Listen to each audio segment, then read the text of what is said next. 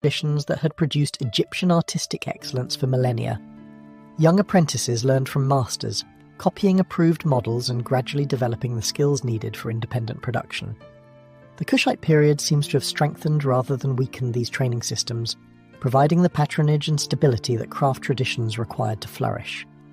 The artistic achievements of the period, the sophisticated sculptures, the elaborate jewellery, the impressive architecture, all depended on this continued transmission of technical knowledge from generation to generation. The medical practice of 25th dynasty Egypt probably continued traditional Egyptian approaches, though Nubian contributions to the healing arts may have enriched the available repertoire. Egyptian medicine was famous throughout the ancient world for its sophistication, and Kushite rulers would have had access to the best practitioners the tradition could offer.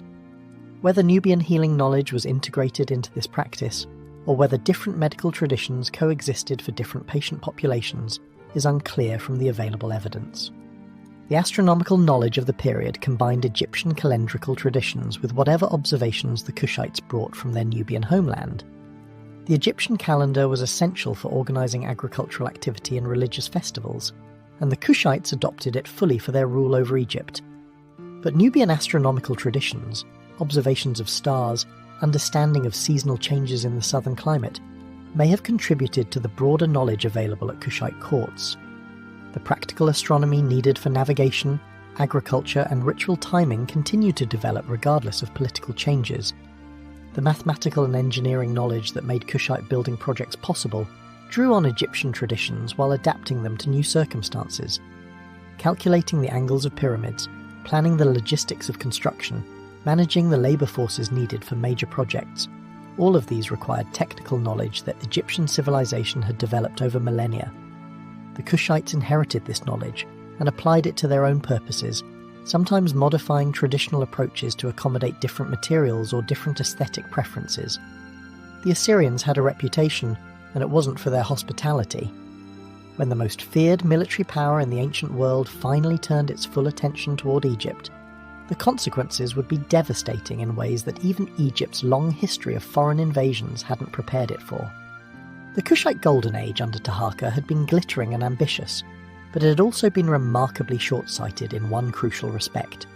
You don't poke the tiger and expect it not to notice. The confrontation had been building for decades.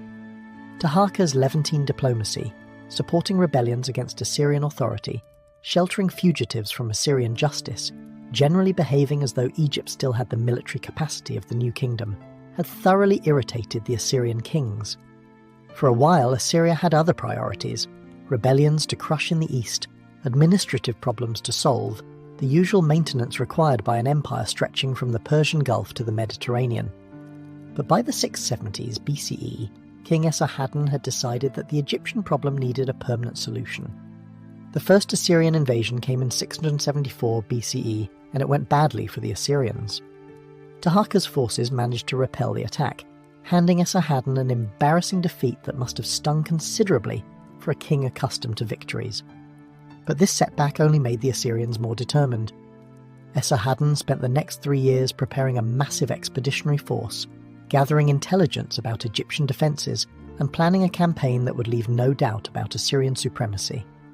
The second invasion, in 671 BCE, was a different story entirely.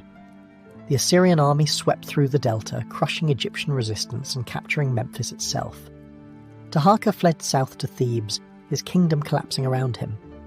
The speed and totality of the Assyrian victory demonstrated what Egypt was actually facing. Not just another regional power, but a military machine of unprecedented sophistication, equipped with weapons, tactics, and logistical capabilities that Egyptian forces simply couldn't match. The Assyrian military advantage wasn't just about numbers, though they had plenty of those too. It was about technology and organisation. Assyrian armies fought with iron weapons that were harder and held their edge better than the bronze weapons that remained common in Egyptian arsenals. Their siege warfare capabilities were highly developed, with specialised equipment for breaching walls and techniques for systematically reducing fortifications that had resisted earlier attackers. Their cavalry and chariot tactics were refined through generations of warfare against every enemy the Near East could produce. Against this professional military machine, the fragmented forces of Kushite Egypt were simply outclassed. But the Assyrians weren't content with mere military victory. They understood that controlling Egypt required breaking the spirit of Egyptian resistance, and they pursued this goal with a systematic brutality that made their name a byword for terror throughout the ancient world. The treatment of conquered peoples was not incidental to Assyrian power, it was central to it.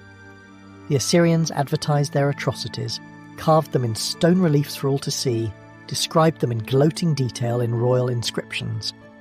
The message was clear: resist Assyria and suffer consequences beyond imagination. Egypt received this message in full during the Assyrian campaigns. Cities that resisted were sacked, their populations killed or deported, their leaders executed in ways designed to maximize psychological impact. The Assyrians understood the propaganda value of cruelty. They didn't just defeat enemies, they made examples of them. Heads were displayed on poles, bodies were impaled, survivors were mutilated so they could serve as living warnings to anyone contemplating rebellion. This wasn't random violence, it was calculated terrorism, designed to make future resistance seem pointless.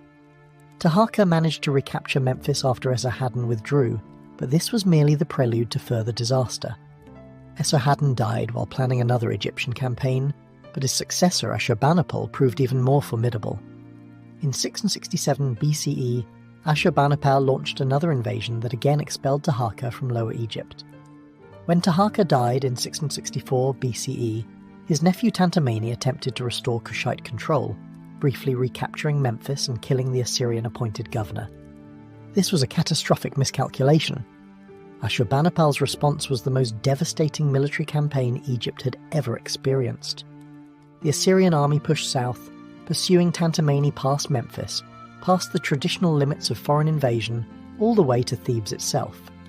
The sacred city that had been the religious heart of Egypt for over 1,000 years, the home of Amun's greatest temple, the centre of Egyptian religious identity, Thebes fell to the Assyrians in 663 BCE, and what followed was a trauma that Egyptian memory never forgot.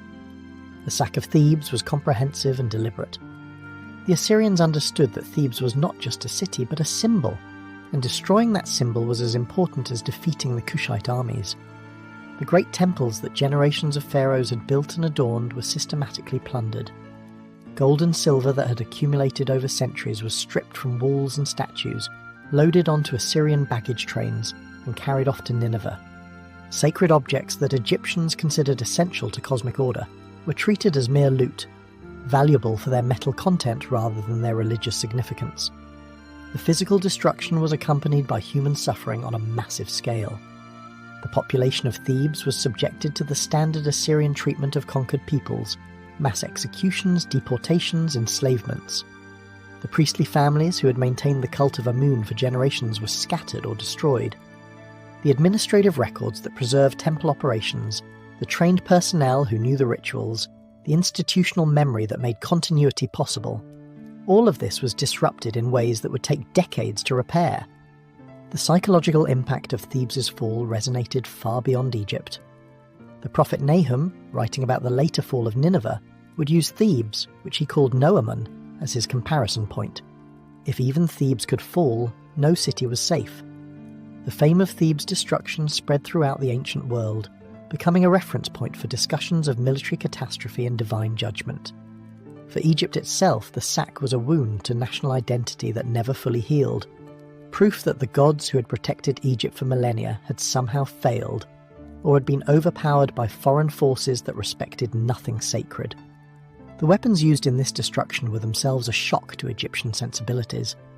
Assyrian armies fought with equipment that looked and felt alien to Egyptian eyes: iron swords and spearheads that cut through bronze armour, siege engines that could reduce walls that had stood for centuries, cavalry tactics that Egyptian chariotry couldn't counter.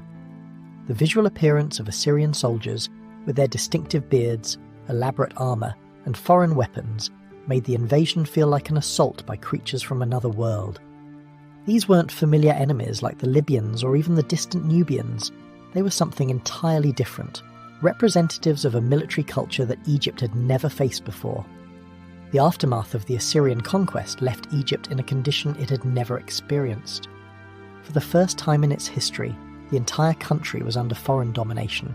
Not the gradual assimilation of the Libyans or the culturally sympathetic rule of the Kushites, but genuine foreign occupation by rulers who neither understood nor respected Egyptian tradition. The Assyrians installed local collaborators to administer Egypt on their behalf, men who owed their positions to foreign backing and who couldn't afford to antagonize their Assyrian overlords regardless of Egyptian interests.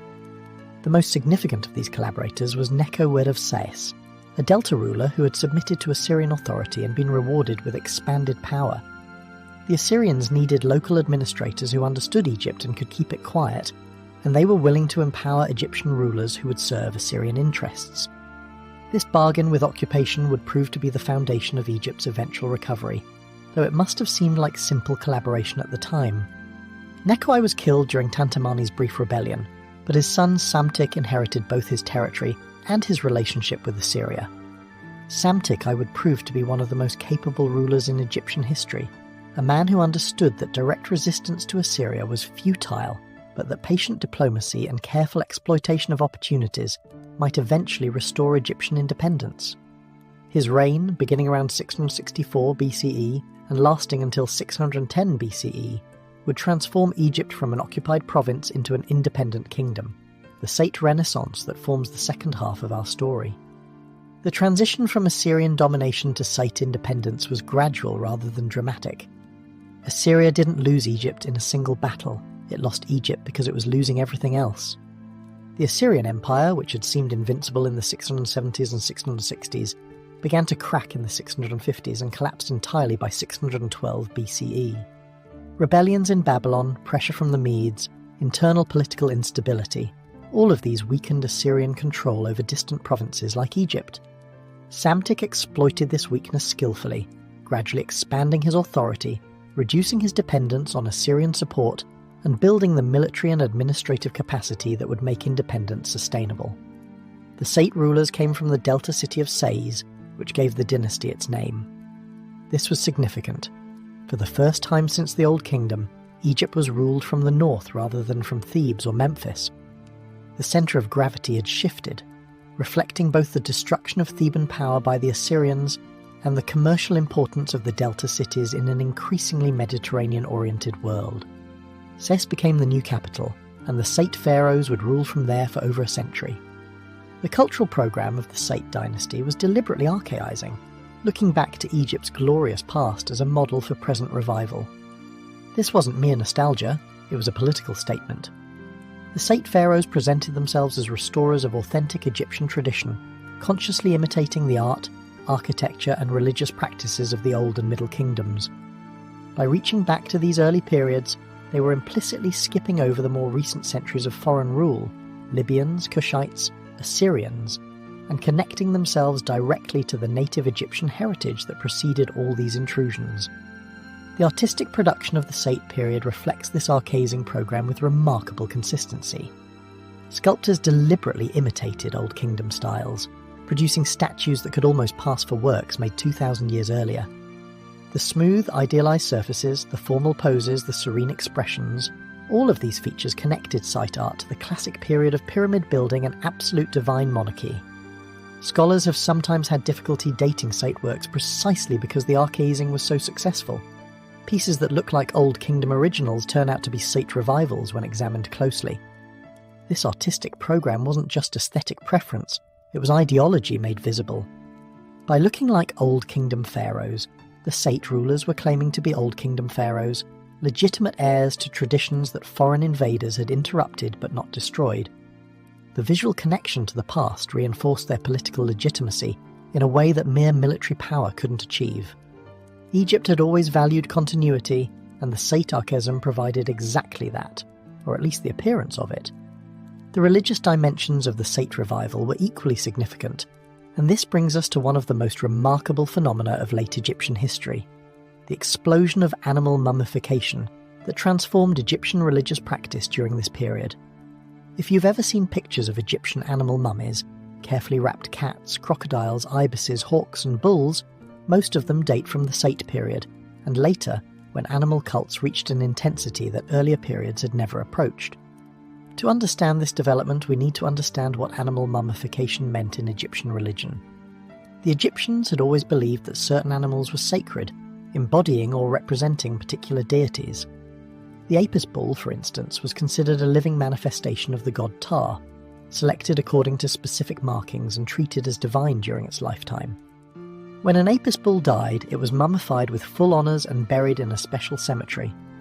This practice was ancient, stretching back to the earliest periods of Egyptian history. What changed during the site period was the scale and the democratization of animal cult. Previously, the great animal cults had been primarily royal and elite affairs. Pharaohs might dedicate bulls or participate in the burial of particularly sacred animals, but ordinary people had limited involvement. Under the Sates, animal cult became a mass phenomenon.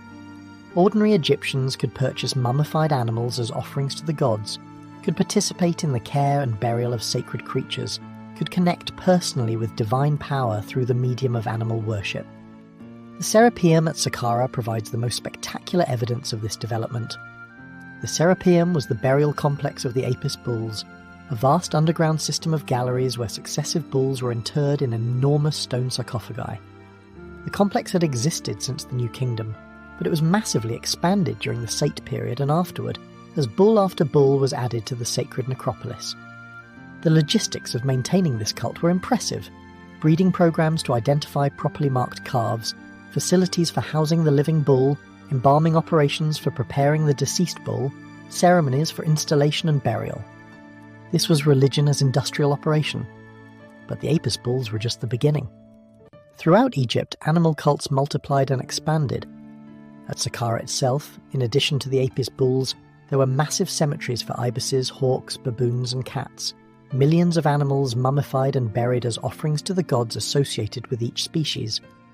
The ibis cemetery alone contained an estimated 4 million mummified birds, a number so large that it suggests organised breeding programs producing animals specifically for mummification. This wasn't just incidental animal burial, it was a mummification industry on a scale that would have been unimaginable in earlier periods. Crocodiles were particularly important in certain regions. At Komombo and other sites in Upper Egypt, crocodile cults flourished, with living crocodiles kept in temple pools and dead ones carefully mummified and buried. Some crocodile mummies are remarkably elaborate, with the animals carefully prepared, wrapped in linen and decorated with painted details. Others were more modest, reflecting the range of offerings that different worshippers could afford. The crocodile god Sobek received devotion on a scale that earlier periods had never imagined. The economic dimensions of this animal mummification boom were substantial.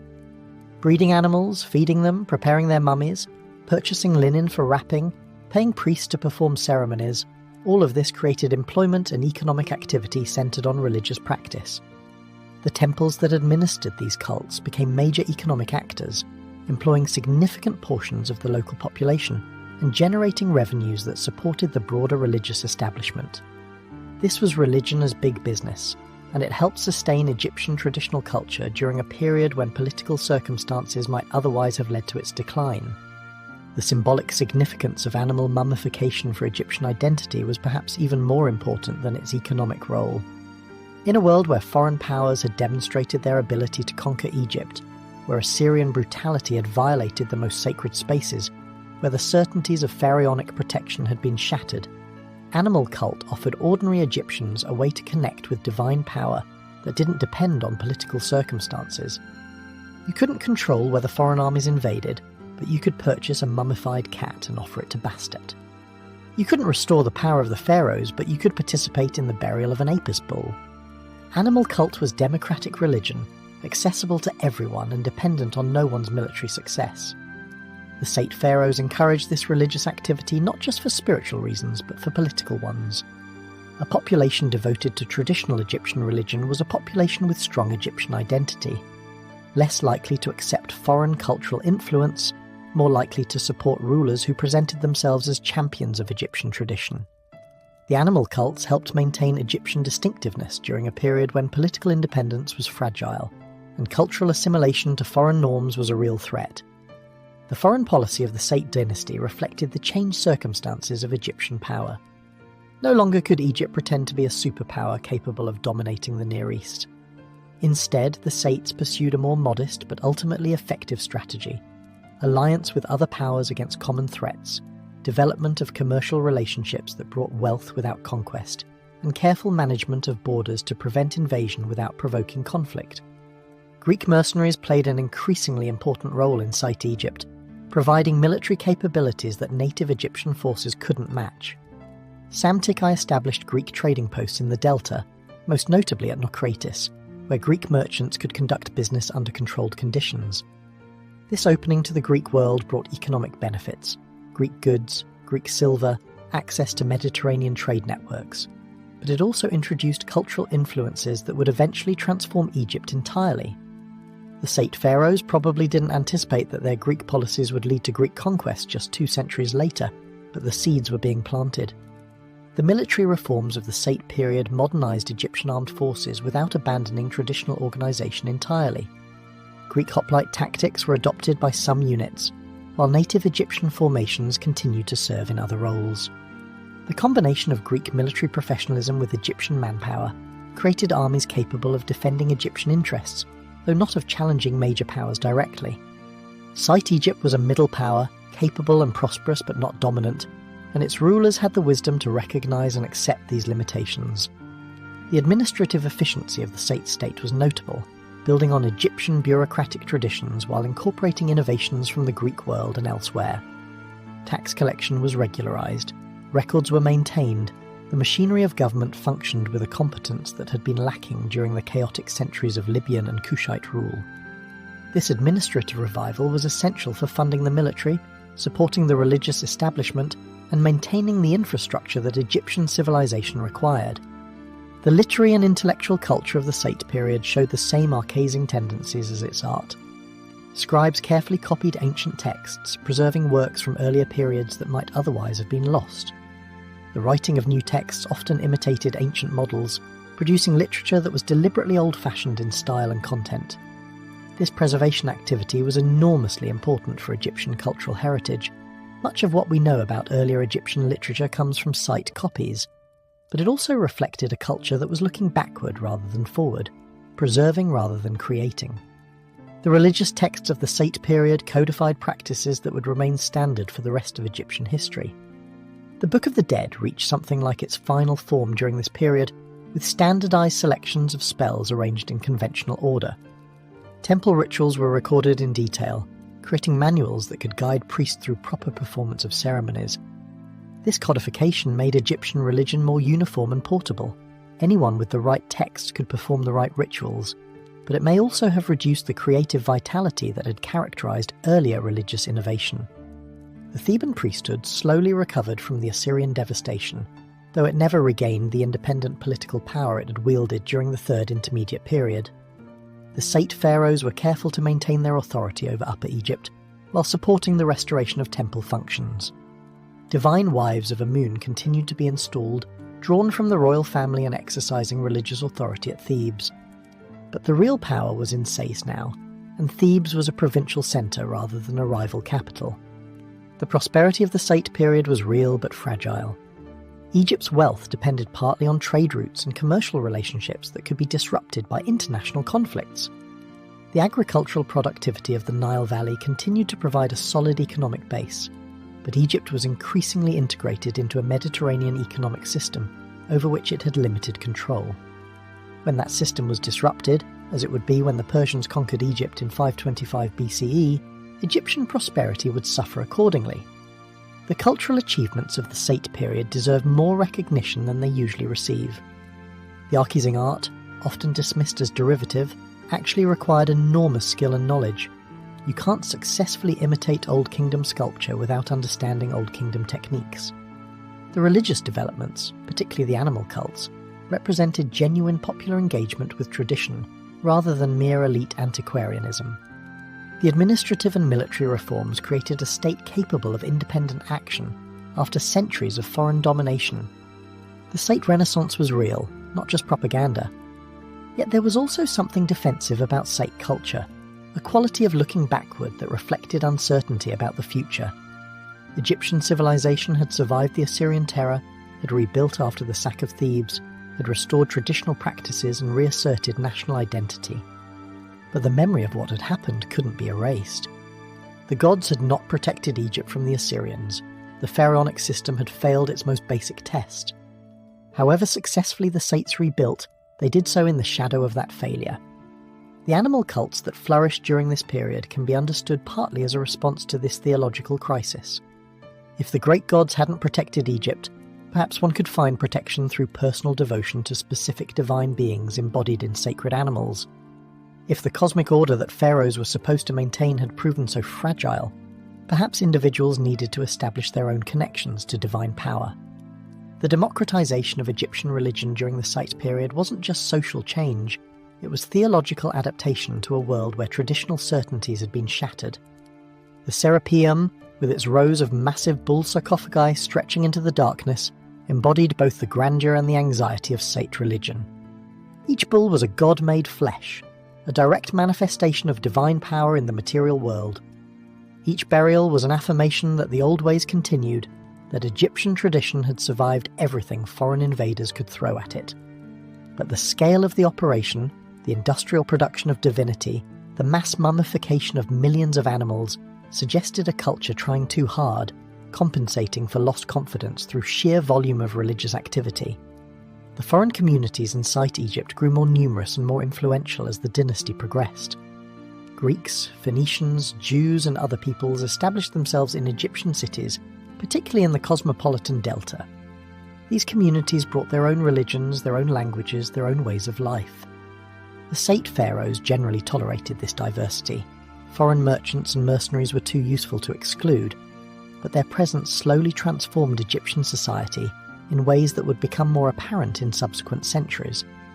The education of young Egyptians during the Sate period emphasized traditional knowledge while acknowledging new realities. Scribal schools taught hieroglyphic writing and classical texts, maintaining the skills that had defined Egyptian literacy for millennia. But they also had to prepare students for a world that included Greek-speaking merchants, foreign military tactics, and international trade relationships that hadn't existed in earlier periods. The balance between tradition and adaptation was delicate, and different students probably struck it in different ways. The medical and scientific knowledge of Site Egypt continued traditions that stretched back to the earliest dynasties, while incorporating some foreign influences.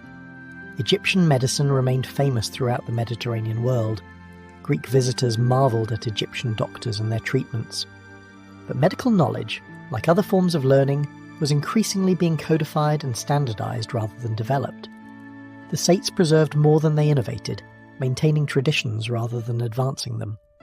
The astronomy and calendar keeping that had been essential to Egyptian civilization continued under Sate rule with the same conservative character.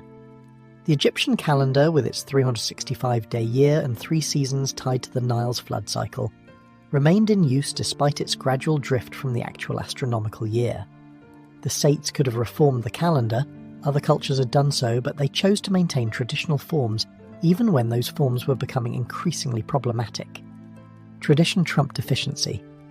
The twilight of Site Egypt came not through internal failure but through external conquest. The Persian king Cambyses invaded in 525 BCE, bringing another foreign army to the land of the Nile.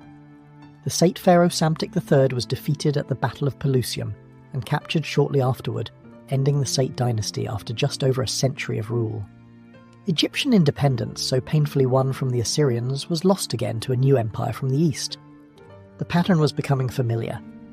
Egypt was wealthy enough to attract conquerors, sophisticated enough to be worth ruling, but not powerful enough to resist the great empires that periodically emerged in the Near East.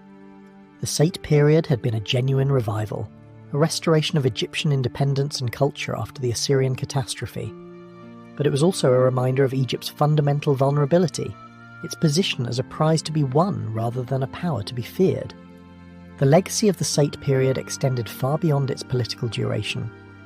The archizing artistic tradition it established would influence Egyptian art until the end of pharaonic history.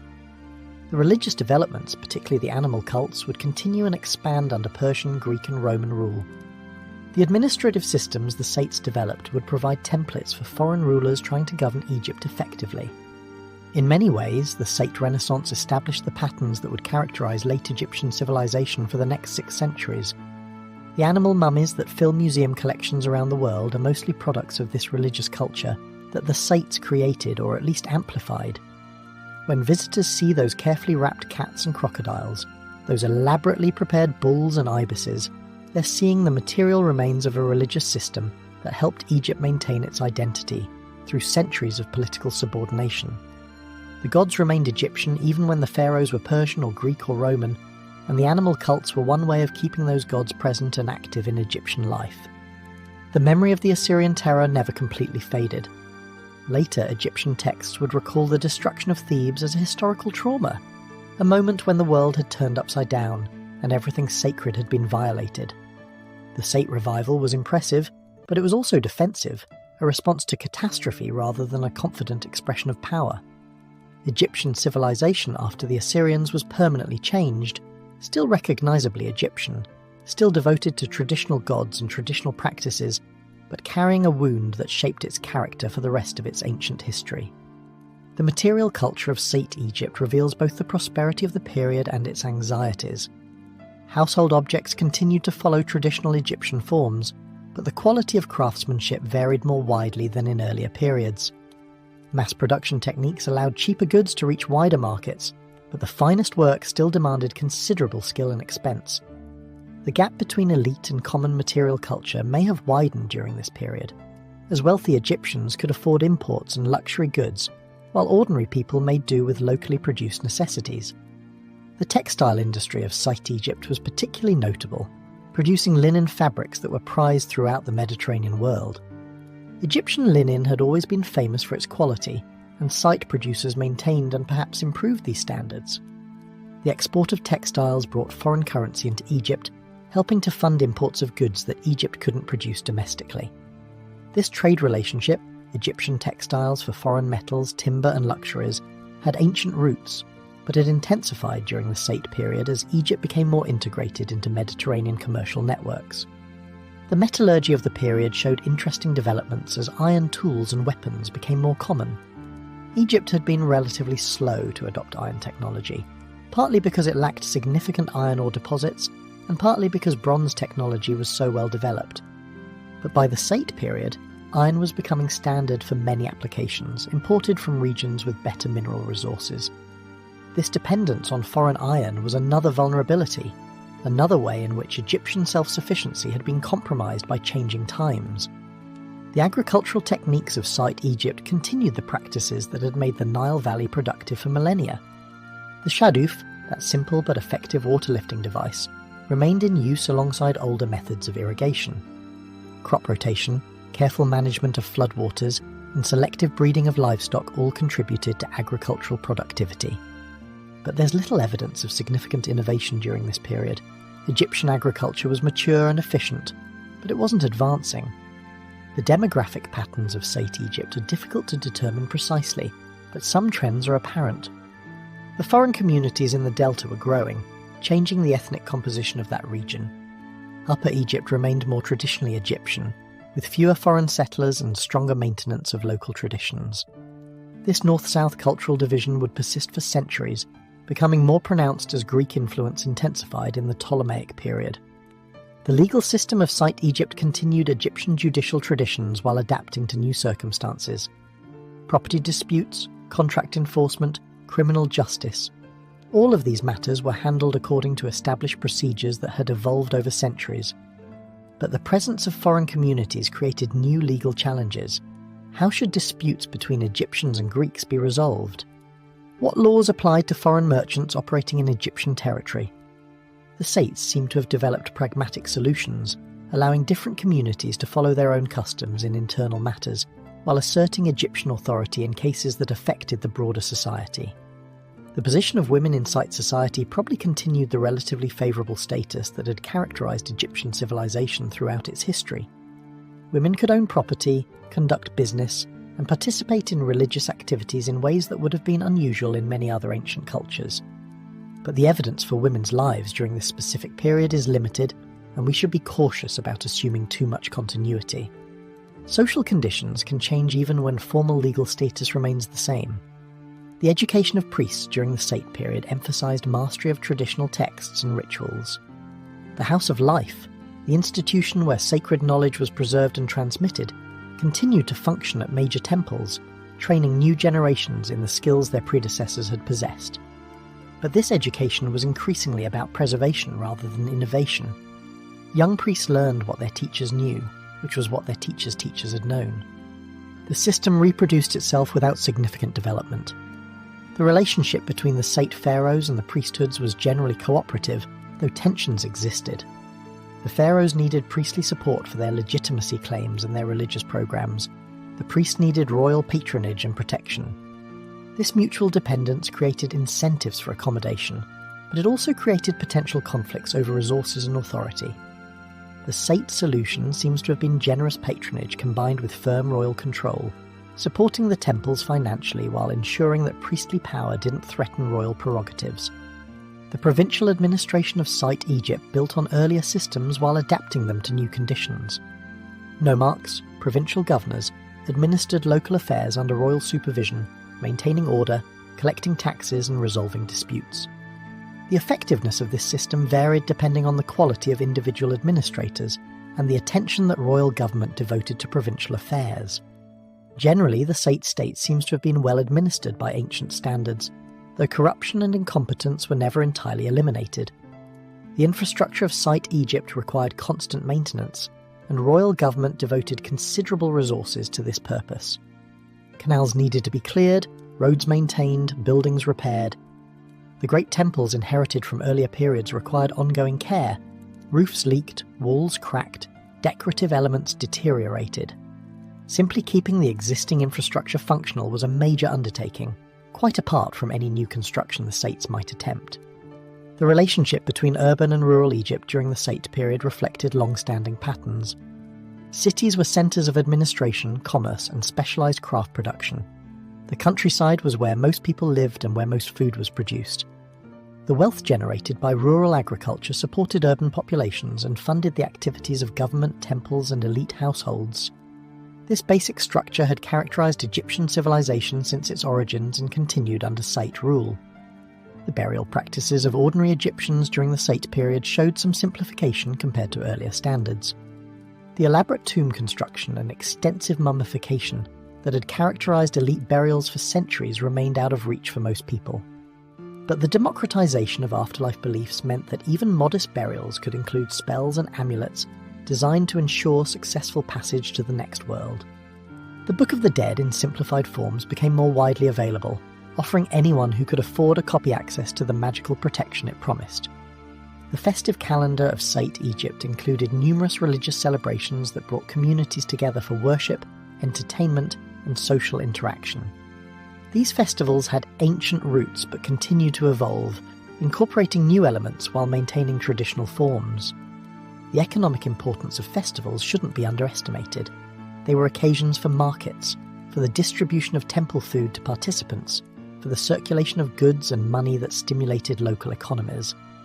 The treatment of foreign residents in Sate Egypt varied depending on their status and usefulness. Greek mercenaries were valued for their military skills and generally well treated. Greek merchants at Narration operated under regulated conditions that gave them security while protecting Egyptian economic interests. Other foreign communities, Phoenicians, Jews, various peoples from the Near East, found places within Egyptian society according to their particular circumstances and contributions. The artistic workshops of Sate Egypt produced objects for multiple markets and purposes. Temple statuary required specialised skills that were concentrated in a few major workshops. Funerary equipment was produced by craftsmen who served local populations. Luxury goods for elite consumption demanded the highest quality materials and workmanship. Mass-produced objects for popular markets were made in larger quantities but with less individual attention. This differentiation of production reflected the stratified nature of Egyptian society and the varied demands of different consumers. The religious innovations of the Sate period, paradoxically combined with its archaizing tendencies, created a distinctive spiritual atmosphere. On one hand, traditional forms were rigorously maintained and ancient models consciously imitated. On the other hand, new practices like mass animal mummification represented genuine developments that earlier periods had not known. This combination of conservatism and innovation was characteristic of late Egyptian religion, faithful to tradition in form while evolving in substance. The oracle cults that had developed during the Third Intermediate Period continued under Sate rule. though perhaps with less political significance than they had possessed when Egypt was divided. People still sought divine guidance on personal matters, health, business, family decisions, and the temples that provided oracle services continued to attract pilgrims and supplicants. This personal dimension of religion, focused on individual needs rather than cosmic maintenance, had become increasingly important and would remain so for the rest of Egyptian history. The memory of past greatness haunted Sate culture in ways both productive and limiting. The deliberate imitation of Old Kingdom art demonstrated sophisticated understanding of ancient techniques and genuine artistic skill. But it also suggested a culture that had lost confidence in its ability to create new forms, that sought validation in the past rather than innovation in the present. This backward-looking orientation was understandable given Egypt's recent experiences, the humiliations of foreign conquest, the destruction of sacred centres, the apparent failure of traditional protections. But it also limited the creative possibilities available to Sate artists and thinkers. The transition from Sate to Persian rule would test Egyptian resilience once again. The Persians were different from the Assyrians, more interested in efficient administration than in spectacular brutality, more willing to accommodate local traditions if doing so served imperial purposes. But they were still foreign conquerors, still representatives of a power that had demonstrated its ability to defeat Egyptian resistance.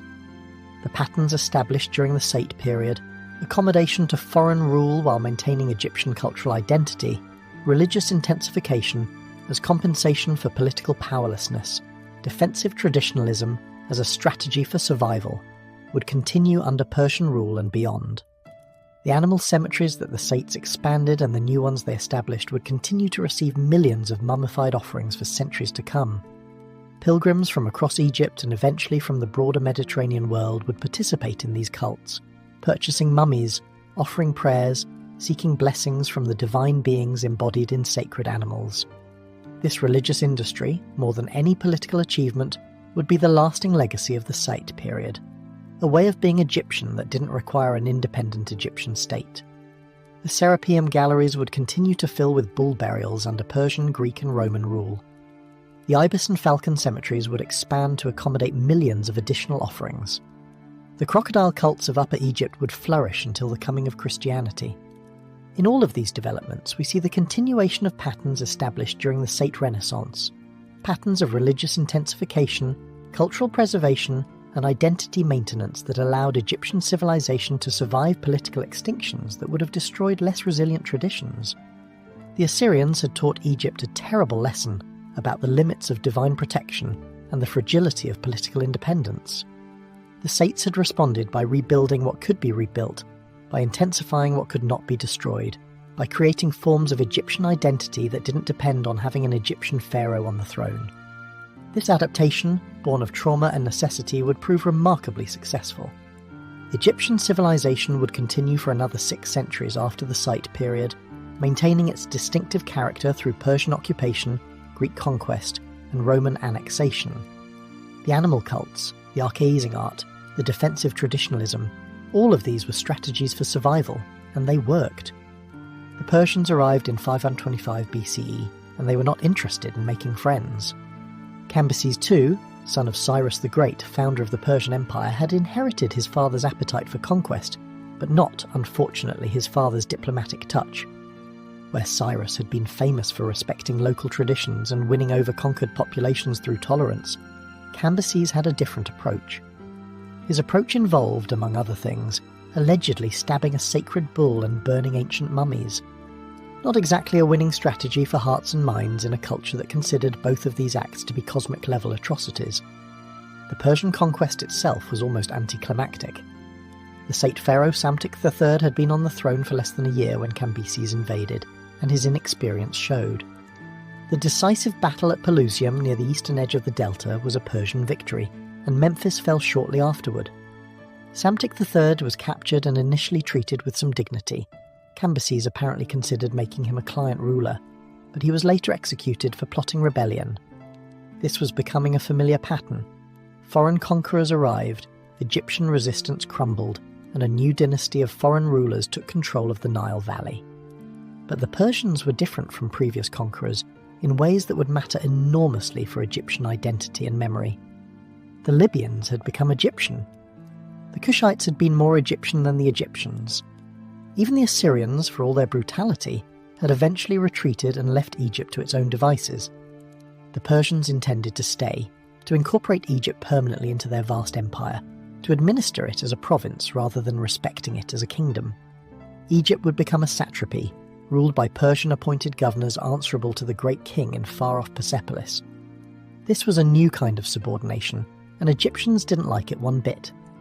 The stories that later circulated about Cambyses' behaviour in Egypt paint a picture of deliberate sacrilege, of a conqueror who went out of his way to insult Egyptian religious sensibilities. The most notorious of these stories involves the Apis bull, that living manifestation of the god Ptah whose cult had been central to Egyptian religion for millennia. According to the Greek historian Herodotus, who visited Egypt about a century after these events, Cambyses discovered the Egyptians celebrating the installation of a new Apis bull, and, suspecting that they were actually celebrating his own military setbacks, flew into a rage. He demanded to see this animal that had supposedly caused such joy, and when the bull was brought before him, he stabbed it in the thigh, mocking Egyptian religion and declaring that their gods were clearly worthless. The Apis bull reportedly died of this wound, and Cambyses had the priests who had participated in the ceremony whipped for their presumption. This story, whether literally true or not, and there are reasons to doubt some of the details, captures something essential about how Egyptians remembered Persian rule. The Persians were not just political enemies, they were religious enemies, rulers who didn't just fail to respect Egyptian gods but actively insulted them. This made Persian domination different from earlier foreign rules, which had generally accommodated Egyptian religion even when the rulers themselves came from elsewhere. The burning of mummies attributed to Cambyses represents an even more fundamental attack on Egyptian identity.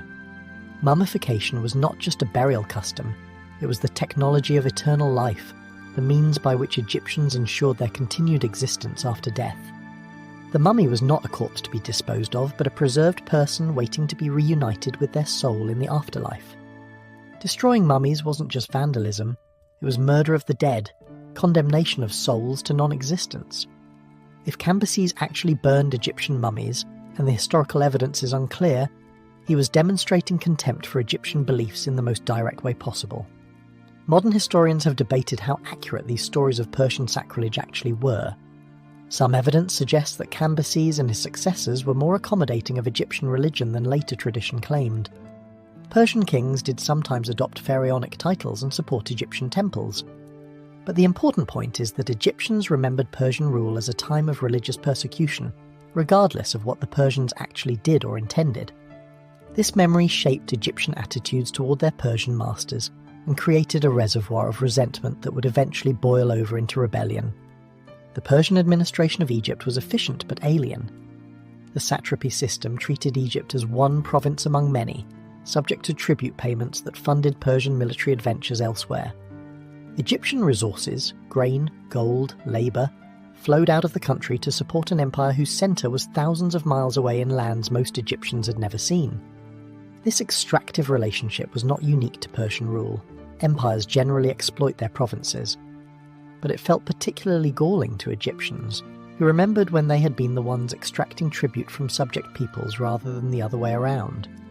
The First Persian period, as historians call it, lasted until 404 BCE, when Egypt successfully rebelled and established native rule under the 28th, 29th, and 30th dynasties. This period of independence lasted about 60 years, long enough for a generation to grow up knowing only Egyptian rule, short enough that the memory of Persian domination remained fresh. The native pharaohs of this period tried to strengthen Egypt's defences, build alliances with Greek states that were also fighting Persia, and prepare for the inevitable Persian attempt at reconquest. That reconquest came in 343 BCE under the Persian king Artaxerxes III, who proved to be a more capable military commander than his predecessors.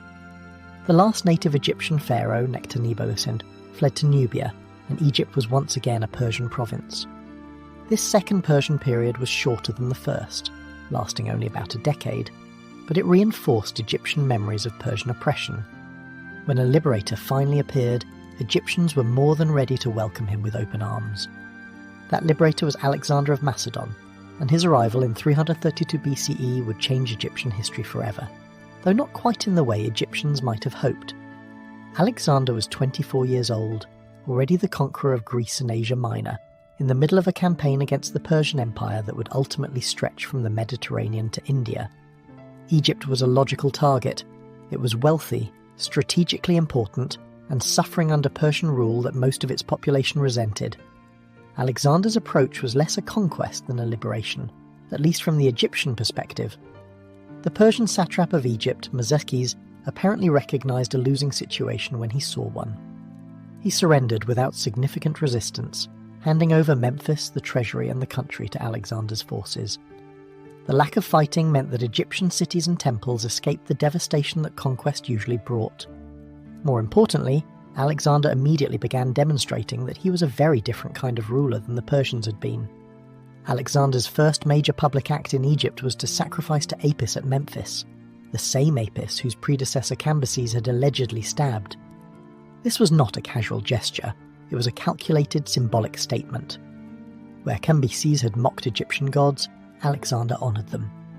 Where Persian rule had been associated with religious persecution, Alexander's rule would be marked by religious respect. The message was clear. The new ruler understood Egyptian traditions and would uphold them.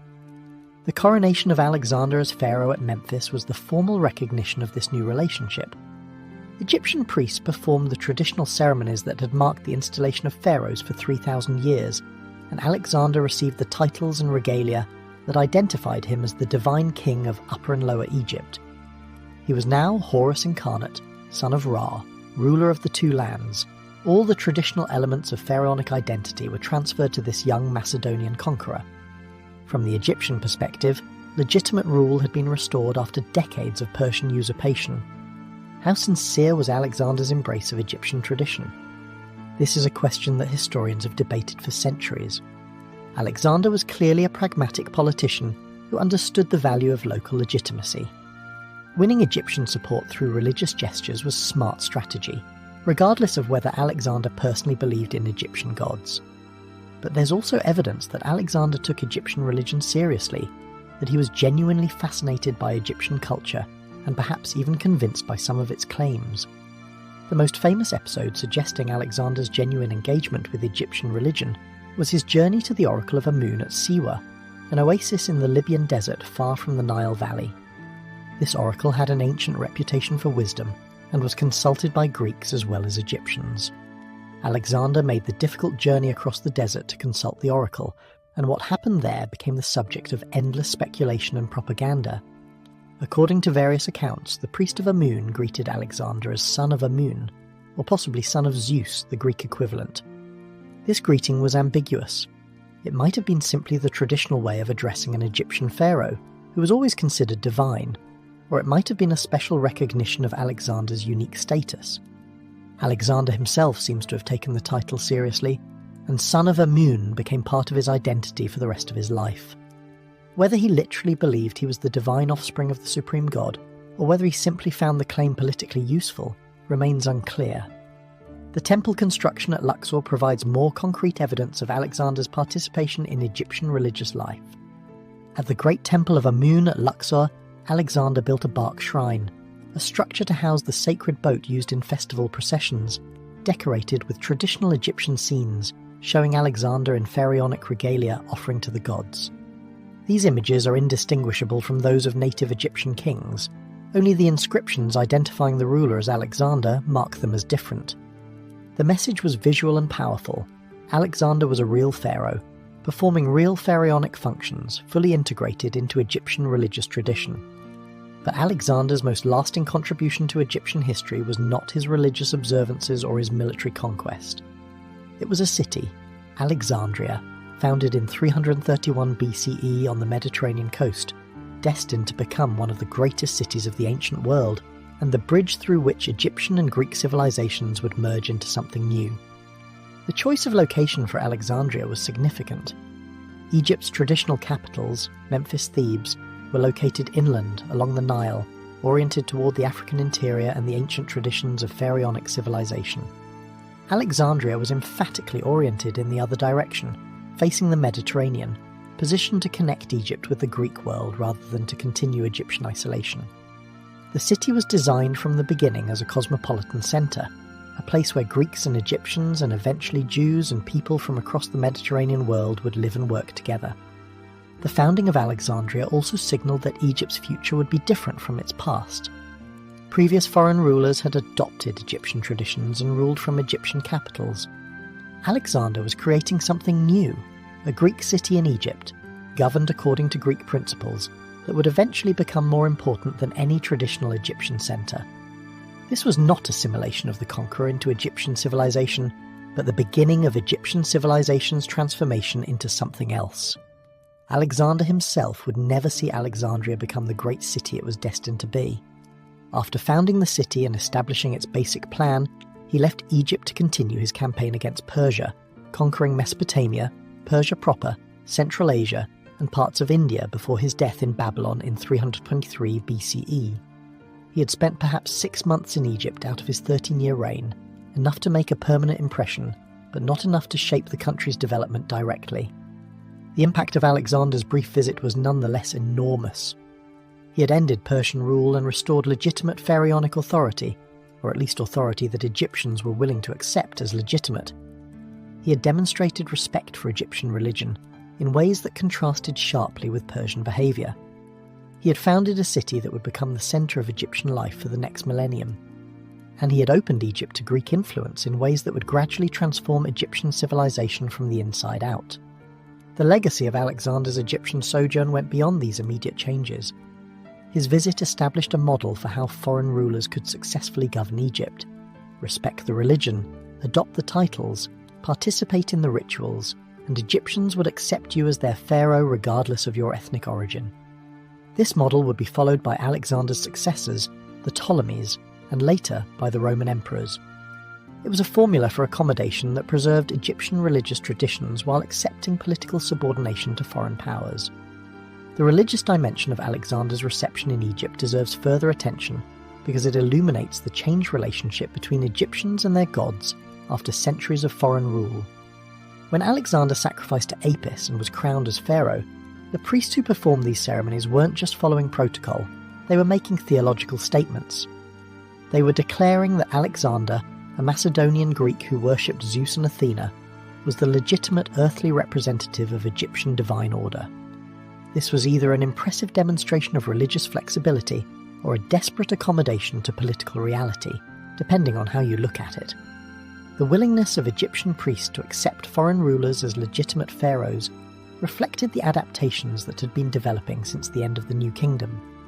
The pharaoh's role had become increasingly formulaic, a set of titles to be adopted, rituals to be performed, images to be carved, that could be occupied by anyone willing to go through the proper motions. This formalization made Egyptian religion more portable and survivable, but it also reduced the pharaoh from a unique individual through whom divine power flowed to an interchangeable office holder who could be replaced as political circumstances changed. Alexander's adoption of the title Son of Amun was particularly significant in this context. This wasn't just a royal title, it was a claim about cosmic reality. The pharaoh as Son of Amun was the link between the divine realm and the human world, the channel through which divine blessings flowed to Egypt and through which Egyptian worship reached the gods. For a Greek king to claim this role suggested either that the religious claims were purely symbolic, political tools without genuine spiritual content, or that divine reality was somehow more flexible than traditional Egyptian theology had supposed. The question of religious sincerity in Alexander's Egyptian policy is probably unanswerable, and perhaps the question itself is misconceived. Ancient people didn't necessarily make the sharp distinction between sincere belief and political calculation that modern observers often assume. Alexander may have found Egyptian religion genuinely interesting and emotionally compelling, while also recognizing its political usefulness. He may have believed that Amun and Zeus were different names for the same divine reality, a theological position that some Greek philosophers had already proposed. The categories of sincere and cynical may be inadequate for understanding how a cosmopolitan ancient ruler engaged with the diverse religions of his empire. The Persian period that preceded Alexander had lasting effects on Egyptian identity and culture that Alexander's arrival didn't immediately reverse. 2 centuries of foreign rule had changed Egyptian society in subtle but important ways. The Egyptian elite had learned to navigate a world where ultimate power lay with foreign rulers. They had developed strategies for preserving Egyptian traditions while accommodating foreign demands. These strategies, religious intensification, cultural archaism, political accommodation, would continue to characterize Egyptian civilization for centuries after Alexander. The Persian period had also accelerated Egypt's integration into the wider world. Persian rule meant that Egypt was part of an empire stretching from India to the Aegean, that Persian officials and merchants and soldiers passed through Egypt regularly, that ideas and goods from across Asia circulated in Egyptian markets. This cosmopolitan dimension of Egyptian life predated Alexander, who didn't so much introduce Egypt to the wider world as change which wider world Egypt was connected to. The language situation in Egypt at the time of Alexander's conquest illustrates this complexity.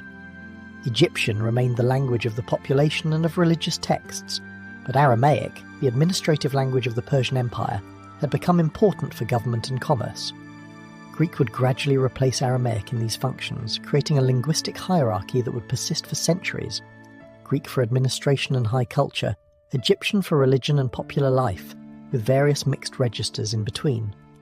The physical infrastructure of Egypt, its canals, roads, and administrative buildings, had continued to develop under Persian rule, though perhaps with less attention than Egyptian rulers might have devoted. The Persians had ambitious plans for some Egyptian infrastructure, including an attempt to complete a canal connecting the Nile to the Red Sea, which would have revolutionized Egypt's position in international trade. Whether these plans were fully realized is unclear, but they indicate that Persian rule wasn't simply extractive. The Persians recognized Egypt's potential and invested in developing it. The Jewish community in Egypt, which would become increasingly important in later centuries, had already established itself during the Persian period. Jews had been present in Egypt since at least the Assyrian conquest, and a significant military colony had been established at Elephantine in Upper Egypt, complete with its own temple to the Hebrew god Yahweh. This community's existence under Persian rule, sometimes protected by Persian officials, sometimes caught in local conflicts, prefigures the complex religious pluralism that would characterize Ptolemaic and Roman Egypt. Alexander's visit to Egypt took place in the context of his larger campaign against Persia, and understanding this context helps explain both his behavior in Egypt and his limited time there. Egypt was a prize, but it wasn't the ultimate prize. That was the Persian heartland, where the great king still sat on his throne commanding vast resources.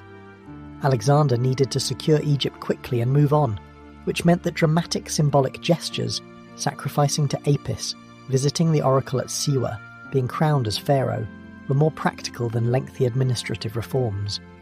The administrative arrangements that Alexander left behind in Egypt reflected this haste. He divided responsibility among several officials, perhaps deliberately avoiding concentration of power that might tempt someone to rebel.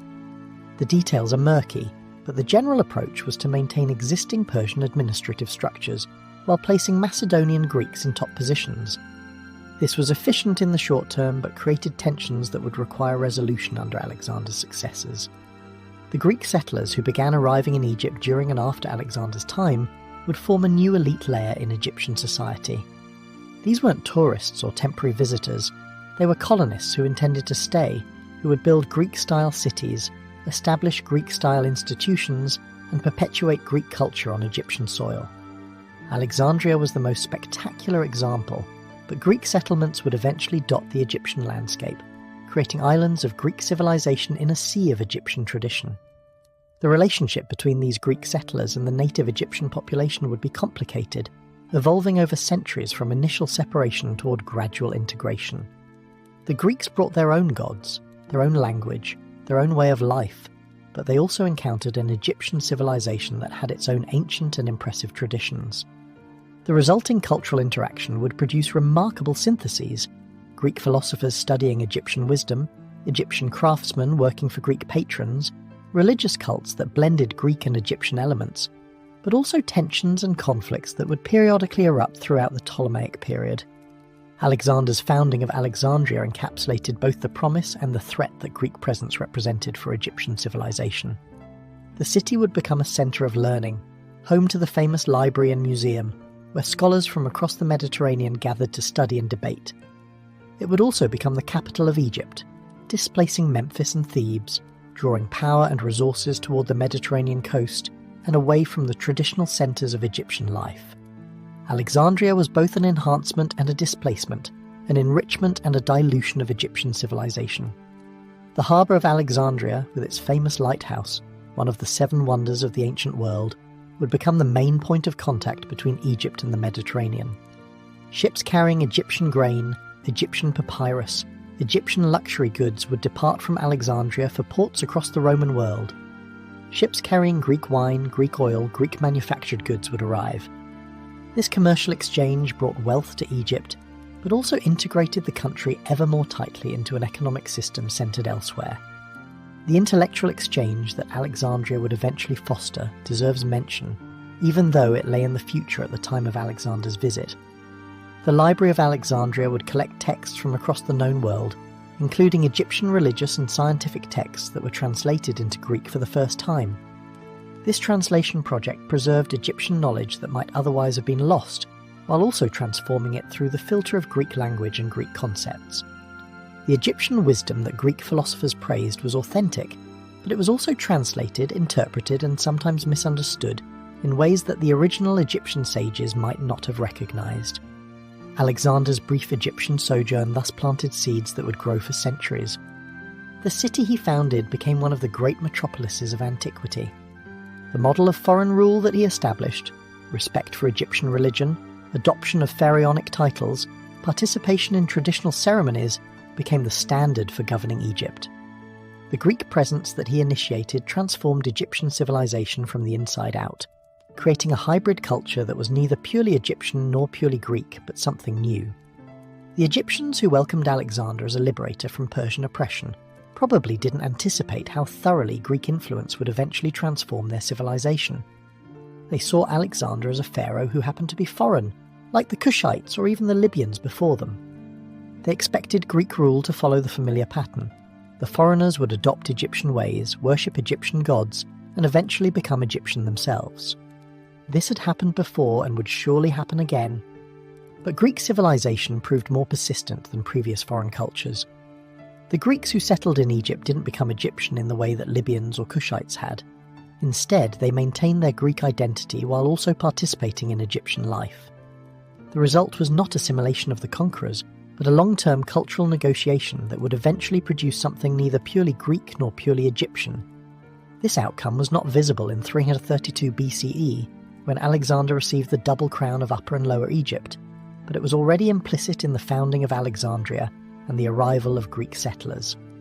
The Persian interlude between the Site period and Alexander's conquest thus appears as both an ending and a beginning. It ended the last sustained period of native Egyptian rule, demonstrating once again that Egypt could not defend itself against determined great power aggression. It began the process of Egypt's integration into larger Mediterranean systems, first Persian and then Greek, that would characterize the rest of ancient Egyptian history. The Egypt that Alexander conquered was not the Egypt of the pyramids, or even the Egypt of the New Kingdom. It was an Egypt that had already been shaped by centuries of foreign influence, and that was about to be shaped by centuries more.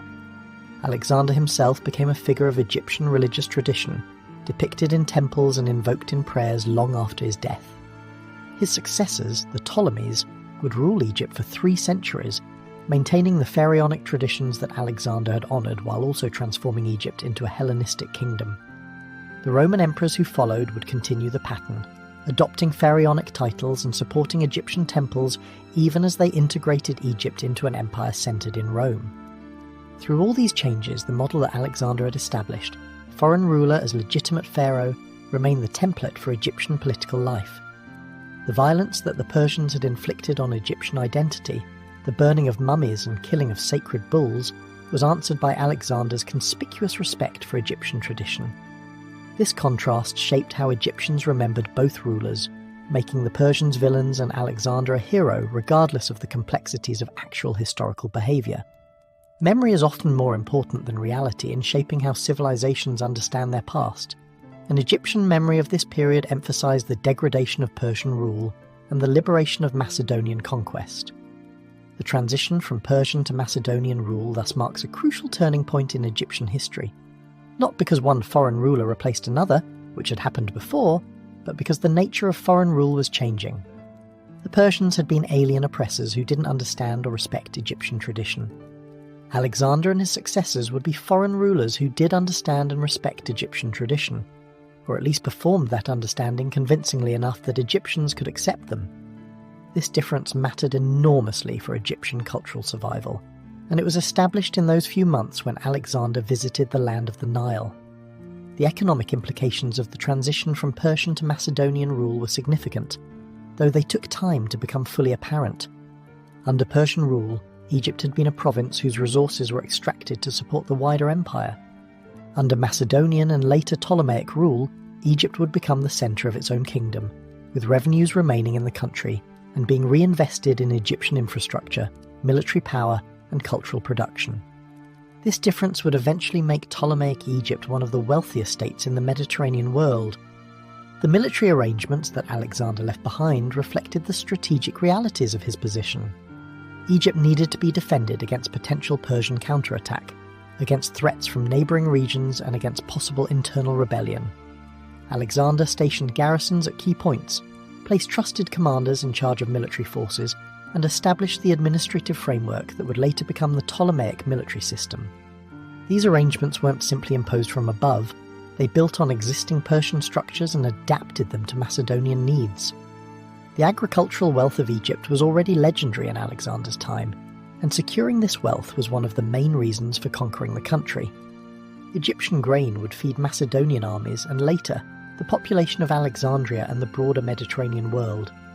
The surplus that the Nile Valley produced year after year, with remarkable consistency, was a strategic asset of the first importance. Alexander understood this, and his successors would exploit it systematically. The taxation system that the Ptolemies would eventually develop was already being sketched during Alexander's brief administration. Egyptian farmers had always paid taxes to their rulers, and this fundamental extraction continued under Macedonian rule. What changed was the administrative machinery that collected these taxes, the purposes to which the revenues were put, and the relationship between taxpayers and government. The Ptolemaic system would become famous for its efficiency and thoroughness, not always characteristics that taxpayers appreciated. The religious establishments that Alexander honoured would continue to play crucial roles in Egyptian society under his successors. The temples were not just places of worship, they were economic actors, landowners, employers, and centres of learning. Supporting the temples meant supporting the entire institutional framework that maintained Egyptian culture. Alexander's offerings to Egyptian gods were thus investments in social stability as much as expressions of religious respect. The priesthoods that Alexander encountered had centuries of experience dealing with foreign rulers. They knew how to negotiate, how to present their interests in terms that foreigners could understand, how to maintain their essential functions while accommodating new political realities. This institutional sophistication would serve them well under Ptolemaic rule, when the relationship between Greek monarchy and Egyptian temples would become a central feature of Egyptian life.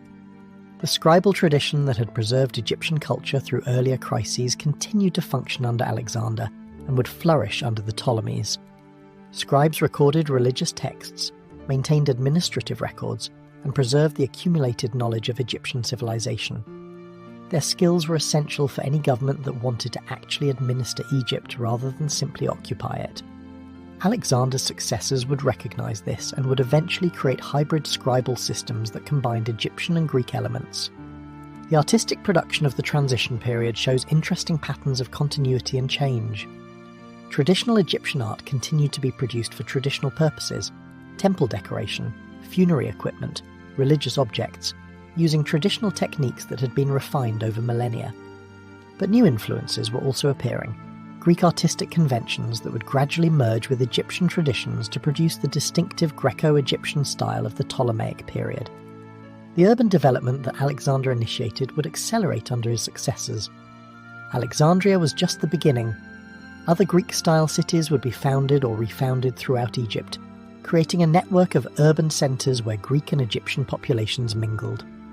These cities would become the engines of economic development, the centres of administrative authority, and the sites of cultural production that shaped Ptolemaic Egypt. The harbour installations that would eventually make Alexandria the commercial hub of the Eastern Mediterranean were probably already being planned during Alexander's visit, though their full development would take decades. The idea of making Egypt a maritime power connected by sea to the broader Mediterranean world represented a significant shift from the traditional Egyptian orientation toward the Nile and the African interior. This reorientation would bring wealth and influence, but would also make Egypt dependent on Mediterranean trade networks over which it had limited control. The diplomatic relationships that Alexander established during his Egyptian sojourn would have lasting consequences. His visit to the oracle at Siwa, for instance, wasn't just a religious pilgrimage, it was a diplomatic gesture toward the Greek communities in North Africa who revered that oracle. His respect for Egyptian traditions wasn't just about winning Egyptian support, it was about demonstrating to the wider Greek world that he could govern diverse peoples effectively. These diplomatic calculations would guide Ptolemaic policy for centuries. The legal system that would eventually develop under the Ptolemies was already implicit in the diversity of populations that Alexander's conquest brought together. Greeks, Egyptians, Jews, and other peoples had their own legal traditions, and governing them effectively meant finding ways to accommodate this diversity. The Ptolemaic solution, different legal systems for different communities, with Greek law for Greeks and Egyptian law for Egyptians, was already being foreshadowed in the administrative arrangements Alexander established. The educational institutions that would make Alexandria famous had their origins in this period of transition. The idea of collecting knowledge, of bringing scholars together to study and debate, of creating libraries that preserved texts from across the known world, these ideas were part of Greek intellectual culture, and they would find their fullest expression in Ptolemaic Alexandria. The seeds of the library and museum were planted when Alexander founded the city, even if they wouldn't flower for another generation. The religious syncretism that would characterize Ptolemaic Egypt was also beginning during Alexander's time. The identification of Greek and Egyptian gods, Zeus with Amun, Dionysus with Osiris, Demeter with Isis, facilitated communication between Greek and Egyptian populations and created a shared religious vocabulary that could bridge cultural differences. Alexander's sacrifice to Apis and his visit to the oracle of Amun showed that this syncretism was possible. His successors would develop it systematically. The military technology that Alexander brought to Egypt represented significant advances over what Persian or Egyptian forces had previously deployed. Macedonian phalanx tactics, sophisticated siege warfare, coordinated cavalry operations, these capabilities would eventually be shared with Egyptian recruits, creating mixed forces that combined Greek military discipline with Egyptian manpower. This military integration was another aspect of the cultural blending that Alexander's conquest initiated. The coinage systems that would become standard under the Ptolemies had their beginnings in Alexander's monetary policies. Greek-style coins circulated alongside traditional Egyptian measures of value, gradually establishing the monetary economy that would characterize Ptolemaic Egypt. This monetization of the economy had far-reaching consequences for social structure, commercial activity, and government administration. The public health measures that would eventually make Alexandria famous, its water supply, its sanitation systems, its medical institutions, were probably already being considered during the city's planning. Greek urban planning included attention to health and hygiene that Egyptian cities hadn't traditionally emphasized. The transfer of these technologies to Egypt was one of the practical benefits of Greek presence.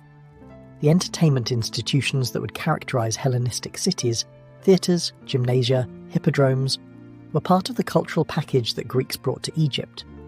These institutions would become sites of Greek identity, places where Greek settlers could maintain their cultural distinctiveness even while living in Egypt. But they would also become sites of cultural mixing, as Egyptians gradually gained access to Greek educational and entertainment institutions. The philosophical discussions that would eventually flourish in Alexandria had their intellectual roots in the Greek tradition that Alexander represented. Greek philosophy, with its emphasis on rational inquiry, systematic analysis and logical argument, was a distinctive intellectual tradition that would interact productively with Egyptian wisdom traditions. The resulting synthesis would produce some of the most interesting philosophical developments of the Hellenistic and Roman periods. The astronomical observations that would make Alexandria a centre of scientific research built on both Greek and Egyptian traditions. Egyptians had been observing the sky for millennia, tracking the movements of stars and planets for religious and agricultural purposes. Greeks brought theoretical frameworks that could organise these observations into systematic astronomical theories. The combination would prove remarkably fruitful. The mathematical knowledge of Egypt, which Greek intellectuals already admired, would be systematized and extended under Ptolemaic patronage. The geometry that Egyptians had developed for practical purposes, surveying land, building monuments, would be connected to the more abstract Greek mathematical traditions, producing advances that influenced the entire subsequent history of mathematics. The medical traditions of Egypt, also famous throughout the ancient world, would be studied and developed in Alexandria's medical schools. Greek anatomical research, which couldn't be conducted in Greece itself due to religious prohibitions on dissection, found a more permissive environment in Ptolemaic Alexandria. The resulting medical knowledge would become foundational for later developments in both the ancient and medieval worlds. The literary production that would eventually make Alexandria a cultural capital had its beginnings in the Greek settlers who arrived during and after Alexander's conquest. These settlers brought Greek literary traditions, epic poetry, drama, philosophy, history, that would be cultivated in their new Egyptian home. The resulting Alexandrian literature would become some of the most influential in the ancient world. The historical writing that would preserve knowledge of Alexander's deeds had its origins in the companions who accompanied him on his campaigns. Some of these men, Ptolemy himself among them, would later write accounts of Alexander's career that would shape how later generations understood the conqueror. These histories were inevitably shaped by the political interests of their authors, but they preserve information that would otherwise have been lost. The visual representations of Alexander that would proliferate throughout the ancient world had their beginnings in the portraits made during his lifetime. Alexander was conscious of his image and carefully managed how he was depicted. The idealized portraits that showed him as a divine or semi-divine figure would become models for later royal portraiture throughout the Hellenistic world. The urban planning principles applied to Alexandria would influence city design throughout the Mediterranean for centuries. The grid layout, the monumental public buildings, the integration of harbour facilities with the urban core, these features became standard for Hellenistic cities and were ultimately transmitted to Roman urban planning. Alexandria was not just a city, it was a model that would be imitated across the ancient world. The transformation that Alexander initiated would continue for centuries after his death. Egypt would become increasingly Greek in its ruling elite and urban culture, while remaining Egyptian in its rural population and religious traditions. This dual character, Greek on the surface, Egyptian underneath, would persist until the coming of Christianity gradually eroded both traditions. The Egypt that Alexander created was a hybrid, a fusion of civilizations that would produce remarkable cultural achievements, while also marking the end of purely Egyptian civilization. The Persian oppression and Alexandrian liberation thus form a paired narrative in Egyptian historical memory, a story of degradation and restoration that helped Egyptians make sense of their complicated relationship with foreign power. The Persians were remembered as destroyers of Egyptian tradition. Alexander was remembered as its restorer. Reality was more complex than this simple opposition suggests, but the opposition itself shaped how Egyptians understood their history and their identity. In a world where political independence was impossible, cultural memory became the battleground on which Egyptian identity was defended and maintained. When Alexander died in Babylon in 323 BCE, his generals immediately began squabbling over his empire like relatives fighting over a particularly valuable inheritance. Egypt fell to Ptolemy, one of Alexander's most trusted companions, who had the good sense to grab the richest and most defensible part of the empire and hold on to it while everyone else was busy fighting over Mesopotamia and Asia Minor. Ptolemy's acquisition of Egypt began a dynasty that would last nearly 3 centuries, longer than most empires last entirely, and would produce some of the most spectacular achievements and most spectacular disasters in ancient history. The Ptolemaic period is a study in contradictions. On one hand, it produced the Library of Alexandria, the lighthouse, magnificent temples, and a flourishing of art and scholarship that made Egypt a cultural centre of the ancient world. On the other hand, it produced endless civil wars, family members murdering each other with impressive regularity, economic crises, native rebellions, and a gradual decline that ended with Roman conquest. The Ptolemies built beautiful things while destroying themselves, and understanding how both happened simultaneously is essential to understanding Egypt's final centuries as an independent kingdom.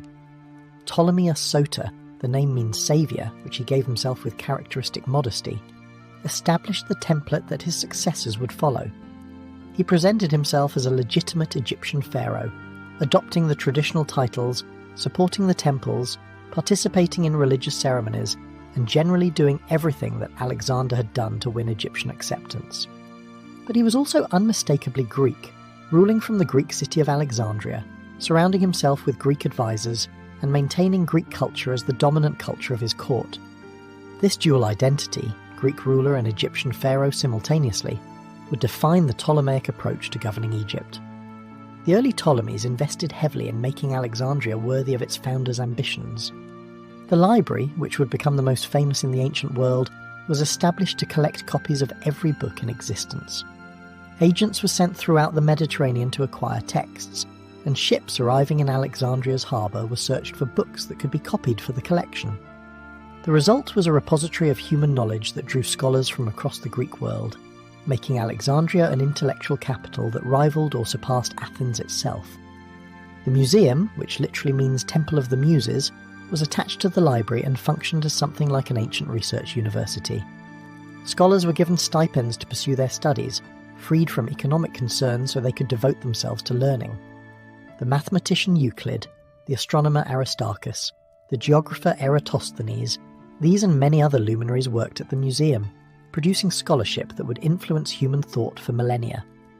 This was government-sponsored research at its finest, a recognition that knowledge was valuable enough to merit royal investment.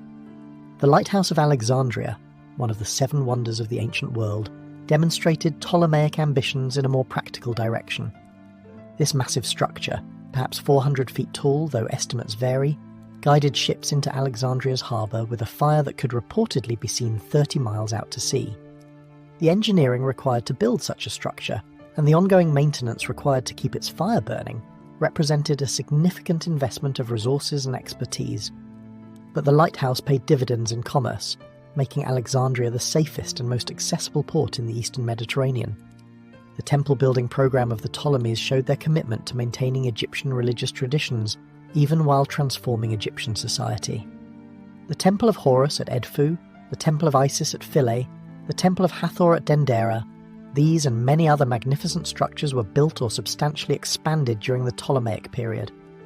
The architectural style was thoroughly Egyptian, following conventions that had been established thousands of years earlier. The inscriptions were in hieroglyphics, the scenes depicted traditional rituals, the gods were shown in traditional forms. Walking through these temples, you would never know they were built by Greek-speaking foreigners. The Temple of Isis at Philae deserves particular attention because it illustrates both the beauty and the complexity of Ptolemaic religious policy. Philae was an island in the Nile near the First Cataract, considered sacred to Isis and marking the traditional southern boundary of Egypt. The Ptolemies transformed this island into one of the most beautiful religious complexes in Egypt, with temples, colonnades, and gateways that made it a pilgrimage destination for devotees of Isis from across the Mediterranean world. The cult of Isis that flourished at Philae would eventually spread throughout the Roman Empire, becoming one of the most popular religions of late antiquity. But the splendour of Ptolemaic temples masked growing tensions within Egyptian society. The Ptolemies ruled a divided country. Greek settlers dominated the cities, the administration, and the military, while native Egyptians remained the majority population, working the land and maintaining the traditional religious institutions. This division was not absolute. There was significant mixing and intermarriage, particularly in later generations, but it created structural inequalities that would periodically erupt into conflict. The economic system that funded Ptolemaic splendour was remarkably efficient and remarkably extractive. The Ptolemies didn't just tax Egypt, they systematically monopolised major sectors of the economy, controlling the production and sale of oil, papyrus, linen and other goods that the state could profit from. This state capitalism, if we can call it that, generated enormous revenues that funded the library, the lighthouse, the temples, and the armies that defended Ptolemaic interests. But it also meant that ordinary Egyptians were squeezed by a government that was always looking for new ways to extract wealth. The currency system that the Ptolemies imposed on Egypt represented another form of economic control. The traditional Egyptian economy had operated largely without coinage, using measures of grain or copper as units of account. The Ptolemies introduced a monetized economy with Greek-style coins, which facilitated taxation and commerce, but also disrupted traditional economic relationships. Peasants who had previously paid taxes in grain now needed to acquire coins, which meant engaging with markets and money changers in ways that could be disadvantageous. The military system of the Ptolemies relied initially on Greek and Macedonian settlers, who received land grants in exchange for military service. These military colonies, scattered throughout Egypt, provided the manpower for Ptolemaic armies, while also establishing Greek communities in the Egyptian countryside. But the supply of Greek settlers was limited, and as the dynasty progressed, the Ptolemies increasingly relied on native Egyptian troops, particularly after the Battle of Raphia in 217 BCE, where Egyptian phalanx units played a crucial role in victory. The incorporation of native Egyptians into the military had unintended consequences. Egyptian soldiers gained military skills and organisational experience that they had previously lacked, and they began to demand better treatment from their Greek rulers. Native rebellions, which had been rare in the early Ptolemaic period, became more frequent and more serious. For about 20 years in the late 3rd and early 2nd centuries BCE, much of Upper Egypt was under the control of native pharaohs who had rejected Ptolemaic authority entirely. These rebellions were eventually suppressed, but they demonstrated the fragility of Greek rule over a resentful Egyptian population. The family dynamics of the Ptolemaic dynasty were, to put it mildly, complicated. The Ptolemies adopted the Egyptian practice of royal sibling marriage, which had theological justifications in Egyptian tradition, but struck Greeks as rather unusual. Brothers married sisters, uncles married nieces, and the resulting family tree looked less like a tree and more like a tangled vine. This inbreeding may have had genetic consequences. Later Ptolemies seem to have suffered from various health problems, but its immediate effect was political. It concentrated power within a small family group while creating endless opportunities for family conflict. And conflict there was in abundance. Ptolemaic history is a long catalogue of family members plotting against each other, sometimes successfully. Sons rebelled against fathers, brothers fought brothers, mothers and sons formed alliances against fathers, and everyone was willing to murder relatives who stood in their way. The names become confusing. There were 15 Ptolemies, 7 Cleopatras, 4 Berenices, and several Arsenos, but the pattern was consistent. Family loyalty was in short supply, and political ambition made relatives into enemies. The civil wars that resulted from this family dysfunction were devastating for Egypt. Armies marched and countermarched across the country, battles were fought in the Delta and Upper Egypt, cities were besieged and sometimes sacked. The economic disruption was substantial. Farmers fled their land, trade was interrupted, tax revenues declined. The Ptolemies were quite capable of destroying with one hand what they had built with the other, and they demonstrated this capability repeatedly throughout their dynasty. The debt problems of the later Ptolemies reflected both their extravagance and their declining revenue base. Maintaining the luxury of the Alexandrian court, funding the military adventures that Ptolemaic ambition required, supporting the temples and the bureaucracy, all of this cost money, and the money wasn't always available. Later, Ptolemies borrowed from Roman financiers, creating obligations that would eventually give Rome both the pretext and the incentive to intervene in Egyptian affairs. The relationship between the Ptolemies and Rome evolved from distant friendship to dangerous dependency. Early Ptolemies had maintained cordial relations with the Roman Republic, recognizing a rising power that might be useful against common enemies. But as Rome grew stronger and the Ptolemies grew weaker, the relationship became increasingly unequal. By the 1st century BCE, Ptolemaic rulers were essentially Roman clients, dependent on Roman support to maintain their thrones against domestic rivals and foreign threats. The court culture of the later Ptolemies became legendary for its luxury and decadence. Alexandria remained a magnificent city, and the royal palace was filled with treasures accumulated over generations. The Ptolemies lived in splendour that their Macedonian ancestors could never have imagined, surrounded by art, music, entertainment, and all the pleasures that vast wealth could provide. This luxury was both a source of pride and a source of resentment. Pride among the Greek elite who enjoyed it, resentment among the Egyptian population who funded it through their taxes and labour. The intellectual life of Ptolemaic Alexandria continued to flourish, even as the political situation deteriorated. Scholars still worked at the museum, the library still collected texts, and Alexandria remained a centre of learning and culture. But there was perhaps a sense of living in twilight, of enjoying civilized pleasures while the world around was becoming more dangerous. The intellectual achievements of later Ptolemaic Alexandria were real, but overshadowed by the political chaos that surrounded them. The religious developments of the Ptolemaic period produced some of the most interesting cultural syntheses in ancient history.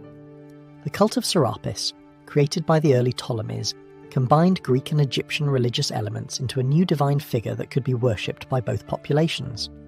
Serapis looked like a Greek god. He was depicted with the appearance of Zeus or Hades, but he was connected to the Egyptian Osiris-Apis tradition and was worshipped in temples that combined Greek and Egyptian architectural elements. This deliberate religious engineering was remarkably successful. The cult of Serapis spread throughout the Mediterranean and survived for centuries. The cult of Isis underwent similar transformation during the Ptolemaic period, evolving from a specifically Egyptian goddess into a universal divine figure worshipped across the Greek and Roman worlds. Isis absorbed attributes from other goddesses, becoming associated with everything from navigation to childbirth to mystery religion. Her cult offered initiates the promise of personal salvation and eternal life, making it attractive to people seeking spiritual meaning that traditional Greek religion didn't always provide. The Isis who was worshipped at Philae was already different from the Isis of ancient Egyptian tradition, and she would continue to evolve as her cult spread westward. The art of the Ptolemaic period showed the same combination of Greek and Egyptian elements that characterized other aspects of the culture. Temple art remained thoroughly Egyptian in style, following conventions that hadn't changed significantly in millennia. But the royal portraits of the Ptolemies showed Greek influence, depicting the rulers as Hellenistic monarchs in the tradition of Alexander. Private art showed even more mixing, with Egyptian subjects sometimes depicted in Greek styles, and Greek subjects sometimes incorporating Egyptian elements. The literature produced in Ptolemaic Alexandria was predominantly Greek, reflecting the cultural orientation of the ruling elite. The poets of Alexandria, Callimachus, Theocritus, Apollonius, wrote in Greek for Greek audiences, producing works that would influence European literature for centuries. But Egyptian literature also continued, though in reduced circumstances. Demotic texts, using the simplified script that had replaced traditional hieratic for everyday purposes, preserved Egyptian stories, wisdom literature, and religious texts. This parallel literary production reflected the parallel societies that coexisted under Ptolemaic rule. The decline of the Ptolemaic dynasty accelerated in the 1st century BCE as Rome's power grew and Egypt's independence shrank. A series of weak rulers, palace intrigues, and Roman interventions reduced the Ptolemaic kingdom to a shadow of its former self. By the time Cleopatra VII came to power in 51 BCE, Egypt was essentially a Roman protectorate, its independence preserved only by Roman choice and vulnerable to Roman whims. Cleopatra herself was remarkable, the most famous woman of antiquity, immortalized in literature and art from Shakespeare to Hollywood. She was intelligent, educated, politically astute, and, contrary to popular imagination, not particularly beautiful by ancient standards. Her power came from her mind rather than her appearance, from her ability to charm and manipulate men who held real power. She was also, notably, the first Ptolemaic ruler who bothered to learn Egyptian, which suggests something about her understanding of the kingdom she ruled. Cleopatra's relationships with Julius Caesar and Mark Antony were not mere romance, they were survival strategy. Egypt alone couldn't resist Rome, only alliance with powerful Romans could preserve Egyptian independence. Caesar provided protection and a son, Caesarion, who could continue the dynasty. After Caesar's assassination, Antony offered similar protection plus genuine affection, and Cleopatra bore him 3 children. These relationships made Egypt a player in Roman politics rather than merely a victim of Roman expansion. But playing Roman politics was dangerous, and Cleopatra ultimately found herself on the losing side. When Antony and Octavian, the future Augustus, fell out, Cleopatra was committed to Antony's cause. The naval battle of Actium in 31 BCE was decisive. Antony and Cleopatra's fleet was defeated, and their position became hopeless. Octavian invaded Egypt the following year, and both Antony and Cleopatra chose suicide over capture. Cleopatra's death in 30 BCE marked the end of Egyptian independence, the end of 3,000 years of pharaonic rule, the end of native or naturalized dynasties, the end of Egypt as a kingdom rather than a province. From this point forward, Egypt would be part of someone else's empire: Roman, Byzantine, Arab, Ottoman, British. The line of pharaohs that had begun with the legendary unification of Upper and Lower Egypt, that had built the pyramids and the great temples, that had survived conquests and invasions and foreign occupations, That line ended with a Greek-speaking Macedonian woman who preferred death to submission. The method of Cleopatra's suicide has been debated for 2,000 years.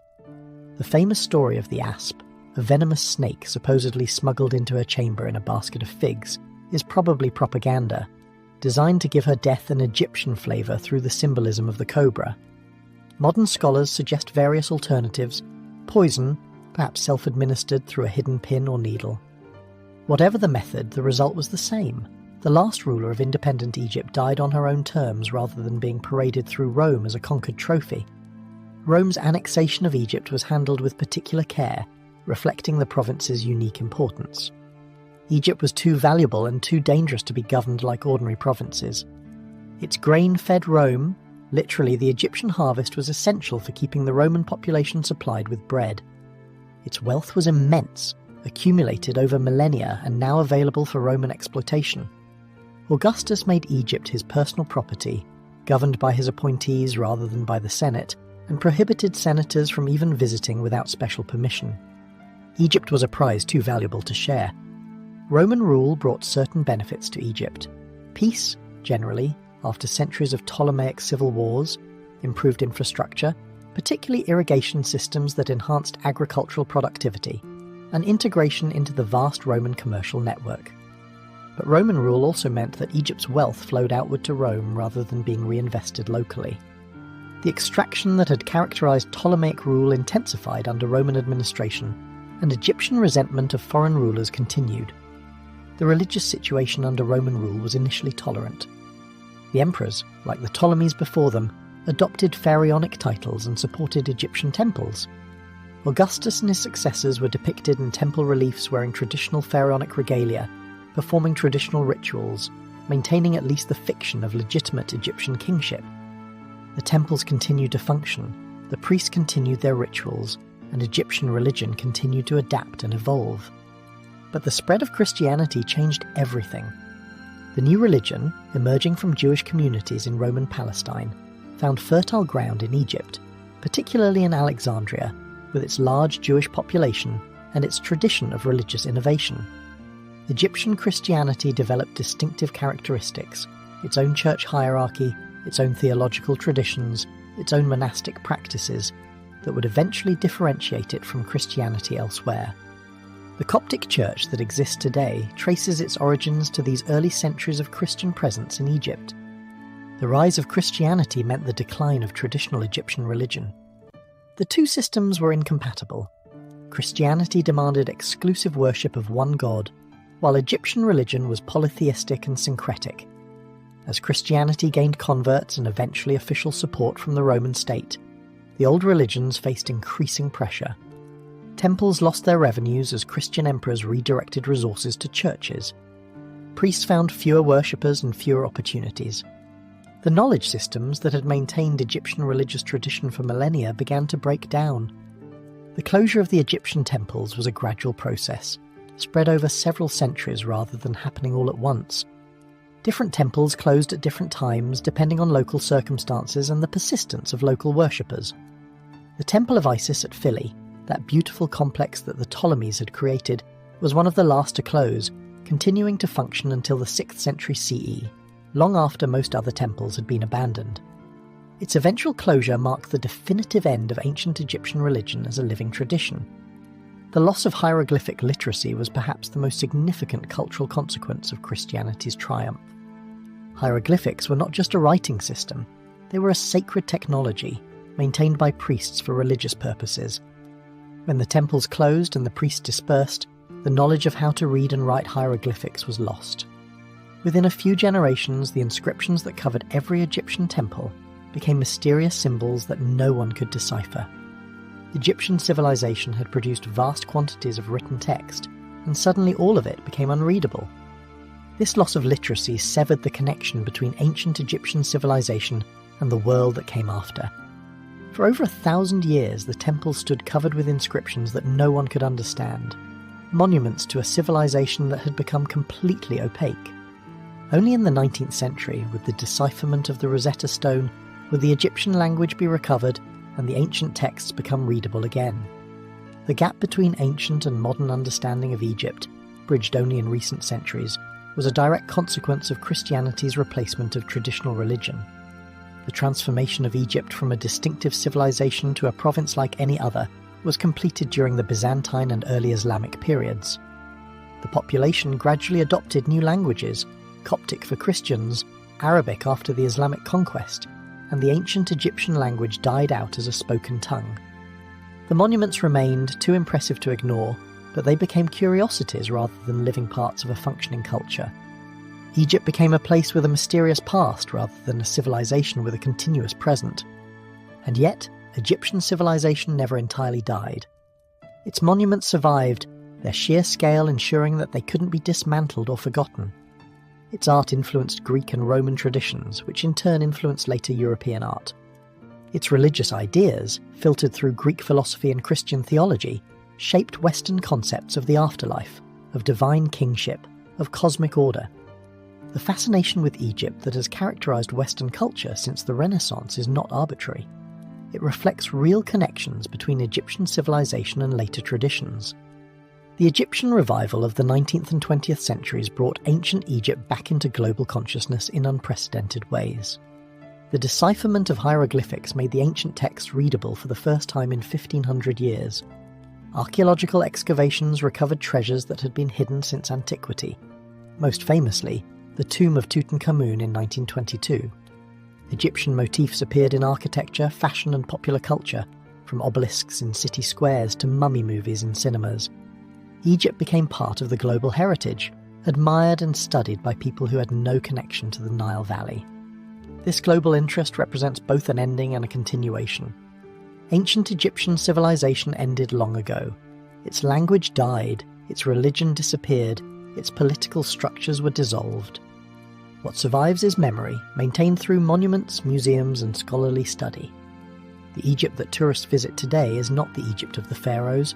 It is a modern nation-state that happens to occupy the same geography. But the fascination with ancient Egypt that draws those tourists, that fills museums around the world with Egyptian collections, that inspires continuing archaeological research, that fascination is itself a form of survival, a way in which Egyptian civilization continues to exist in human consciousness. The story we've traced tonight, from the geography that made Egypt both blessed and cursed, through the rise and fall of native dynasties, through conquest by Libyans, Nubians, Assyrians, Persians, Greeks and Romans, is ultimately a story about how civilizations end. They don't end all at once in dramatic collapse.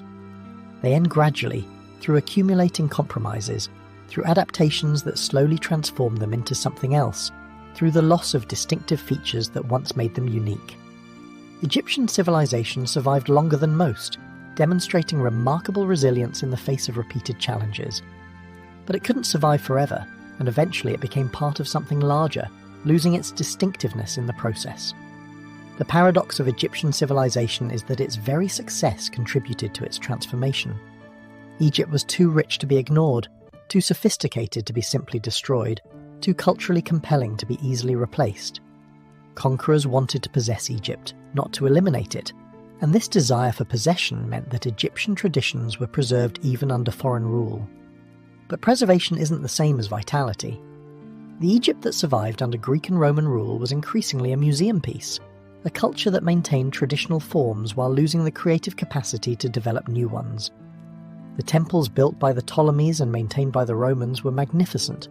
Some of the best preserved Egyptian temples that survive today date from this period.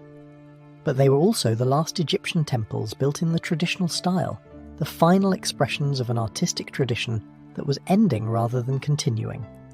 The religious practices conducted in these temples were authentic but increasingly defensive, maintained against a world that was changing in ways that traditional Egyptian religion couldn't accommodate. The Library of Alexandria, that great repository of ancient knowledge, was gradually destroyed over several centuries, not in a single dramatic fire as popular legend has it, but through neglect, political violence, and the changing priorities of societies that no longer valued what the library represented. The loss was incalculable. Countless texts from the ancient world disappeared forever, their knowledge lost to humanity.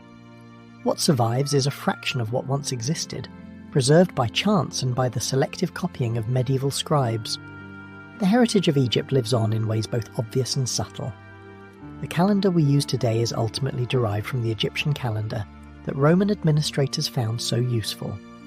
The concept of the soul surviving death, so central to Christian and Islamic belief, has roots in Egyptian religious ideas about the afterlife. The monumental architecture that impresses us today, obelisks, pyramids, colossal statues, established precedents that later civilizations would follow. Egypt contributed to the foundations of the world we live in, even though its distinctive civilization has been gone for nearly 2,000 years. The scientific contributions of ancient Egypt, often underappreciated, continued to influence later developments long after the civilization itself had faded.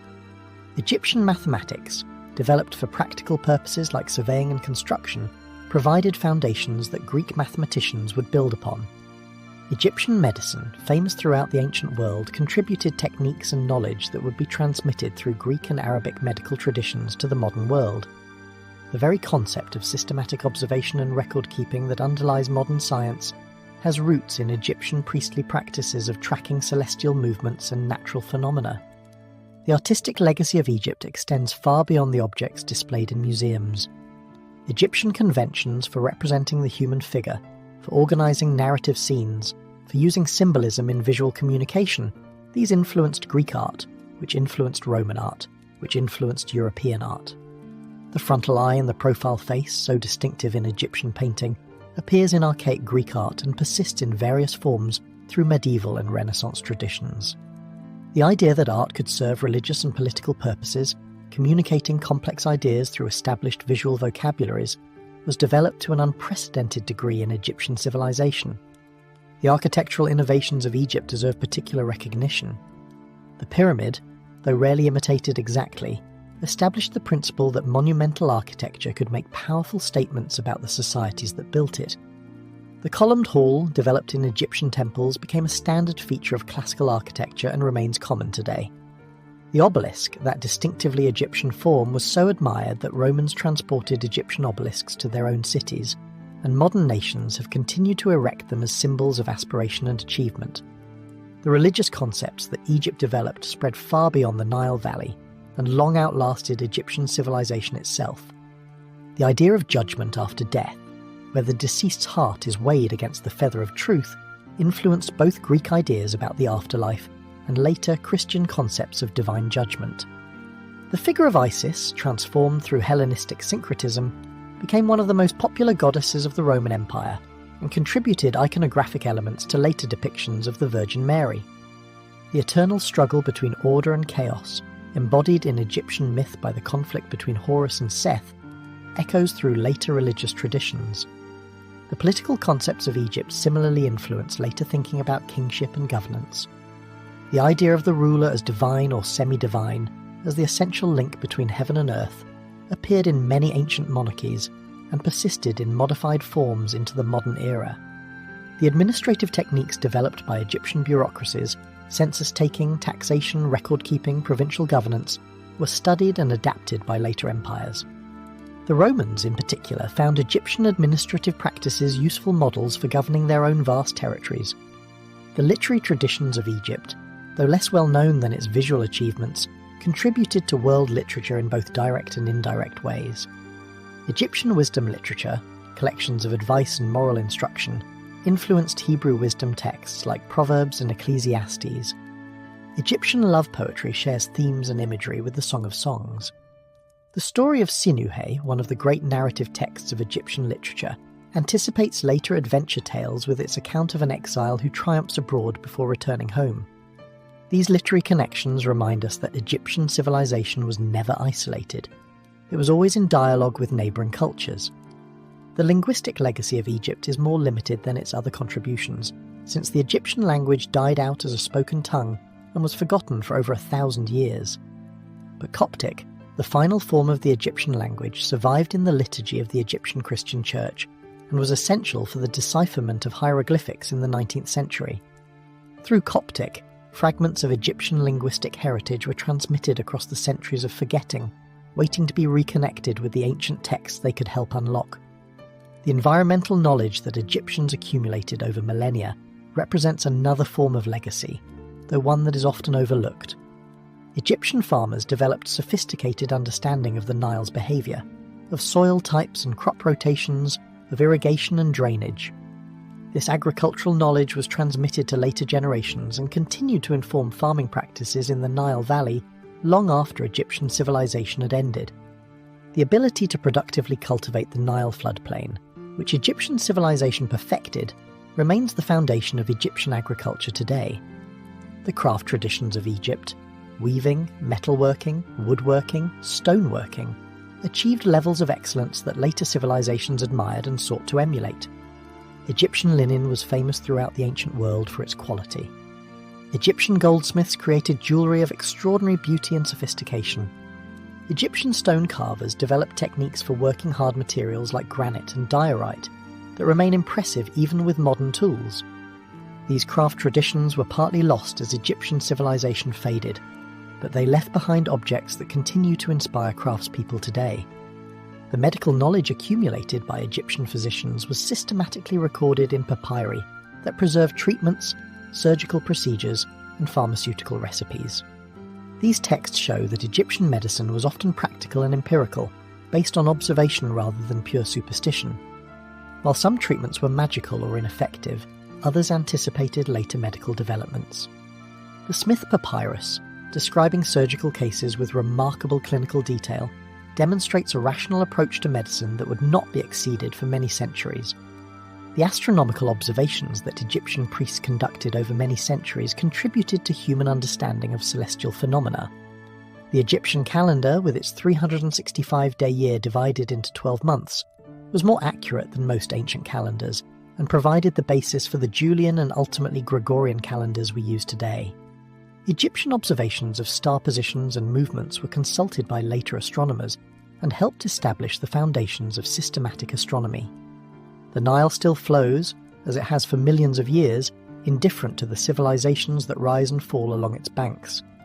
The pyramids still stand, weathered but recognizable, monuments to a people who believed they were building for eternity. The temples still preserve their inscriptions, now readable again after centuries of silence, telling stories of gods and kings that once seemed as permanent as the stars.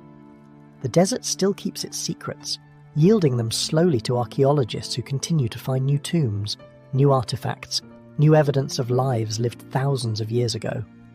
The museums of the world now house treasures that once rested in Egyptian tombs, displayed for millions of visitors who marvel at their beauty and craftsmanship. The golden mask of Tutankhamun, the bust of Nefertiti, the Rosetta Stone that unlocked Egyptian writing.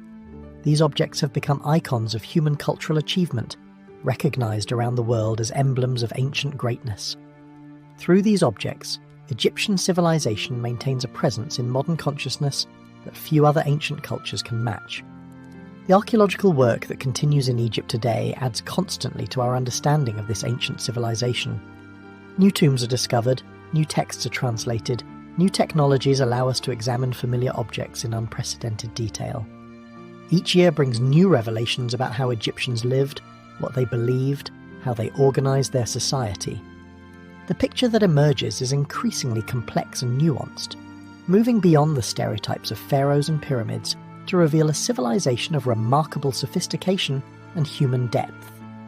The tourist industry that brings millions of visitors to Egypt each year represents another form of Egyptian civilization's continued life. People travel from every corner of the world to see the pyramids, to walk through the temples, to cruise the Nile as ancient travellers once did. This pilgrimage of curiosity connects modern people to ancient ones across the vast gulf of time, creating a kind of community that transcends nationality and epoch. The desire to understand Egypt, to experience it, to be touched by its ancient majesty. This desire is itself a testament to Egyptian civilization's enduring power. The scholarly community that studies Egypt, Egyptologists in universities around the world, curators in museums, archaeologists in the field, maintains a continuous tradition of engagement with Egyptian civilization that stretches back to the Renaissance. These scholars are, in a sense, the modern successors of the priests who once maintained Egyptian knowledge, dedicating their lives to understanding and transmitting the wisdom of the ancient Nile Valley. Through their work, Egyptian civilization continues to be known, studied and appreciated in ways that would have been impossible during the long centuries when hieroglyphics could not be read. The popular culture of the modern world has embraced Egypt with enthusiasm that sometimes borders on obsession. Mummy movies, pharaoh fantasies, pyramid conspiracies, Egyptian themes appear throughout modern entertainment, often in distorted or sensationalized forms. While scholars sometimes cringe at these popular representations, they demonstrate that Egypt continues to capture the human imagination in ways that more thoroughly studied civilizations do not. There is something about Egypt, its age, its monuments, its mysteries, that speaks to people across cultural boundaries and educational levels. And so we come to the end of our journey through Egyptian civilization, from its spectacular heights to its gradual twilight. We've seen how geography shaped destiny, how internal divisions invited external conquest, how foreign rulers could become Egyptian while Egyptian traditions slowly faded. We've seen the Libyans trying to be pharaohs, the Nubians succeeding where the Libyans failed, the Assyrians demonstrating the limits of Egyptian power, the Sates rebuilding after devastation, the Persians ruling without understanding, Alexander liberating and transforming, the Ptolemies building and destroying, and finally the Romans absorbing Egypt into an empire that would itself eventually fall. The pattern we've traced is common to civilizations throughout history: rise, flourishing, overextension, decline, absorption. What makes Egypt special is the length of time over which this pattern played out, 3,000 years from unification to Cleopatra's death, and the cultural achievements that accompanied each phase. Egypt had time to develop its traditions fully, to explore the possibilities of its worldview, to build monuments that would outlast any civilization that could have been imagined. The very longevity of Egyptian civilization means that its legacy is richer, more complex and more influential than that of most other ancient cultures. As you drift towards sleep tonight, perhaps some image from Egypt's long history will stay with you. The pyramids rising from the desert, the temples with their mysterious inscriptions, the Nile flowing through its eternal valley. These images connect us to people who lived thousands of years ago, who looked up at the same stars, who wondered about the same questions of life and death and meaning that we still wonder about today. Egyptian civilization ended, but its capacity to move and inspire us has not ended, and perhaps never will. So close your eyes now and let the sands of time carry you gently into dreams. The pharaohs have gone to their eternal rest. The temples have fallen silent. The hieroglyphics have given up their secrets. But the story lives on, passed from generation to generation, from ancient priests to modern scholars to you, listening in the quiet of the night. The civilization that believes so strongly in eternal life achieved something like it, not in the afterlife it imagined, but in the memory of humanity that continues to hold it dear. Thank you for joining me on this journey through the rise and fall of ancient Egypt. Wherever you are tonight, whatever time it is in your corner of the world, I hope this story has given you something to think about, something to wonder about, something to dream about. The mysteries of Egypt await in your dreams tonight. Good night, my friends. Sweet dreams.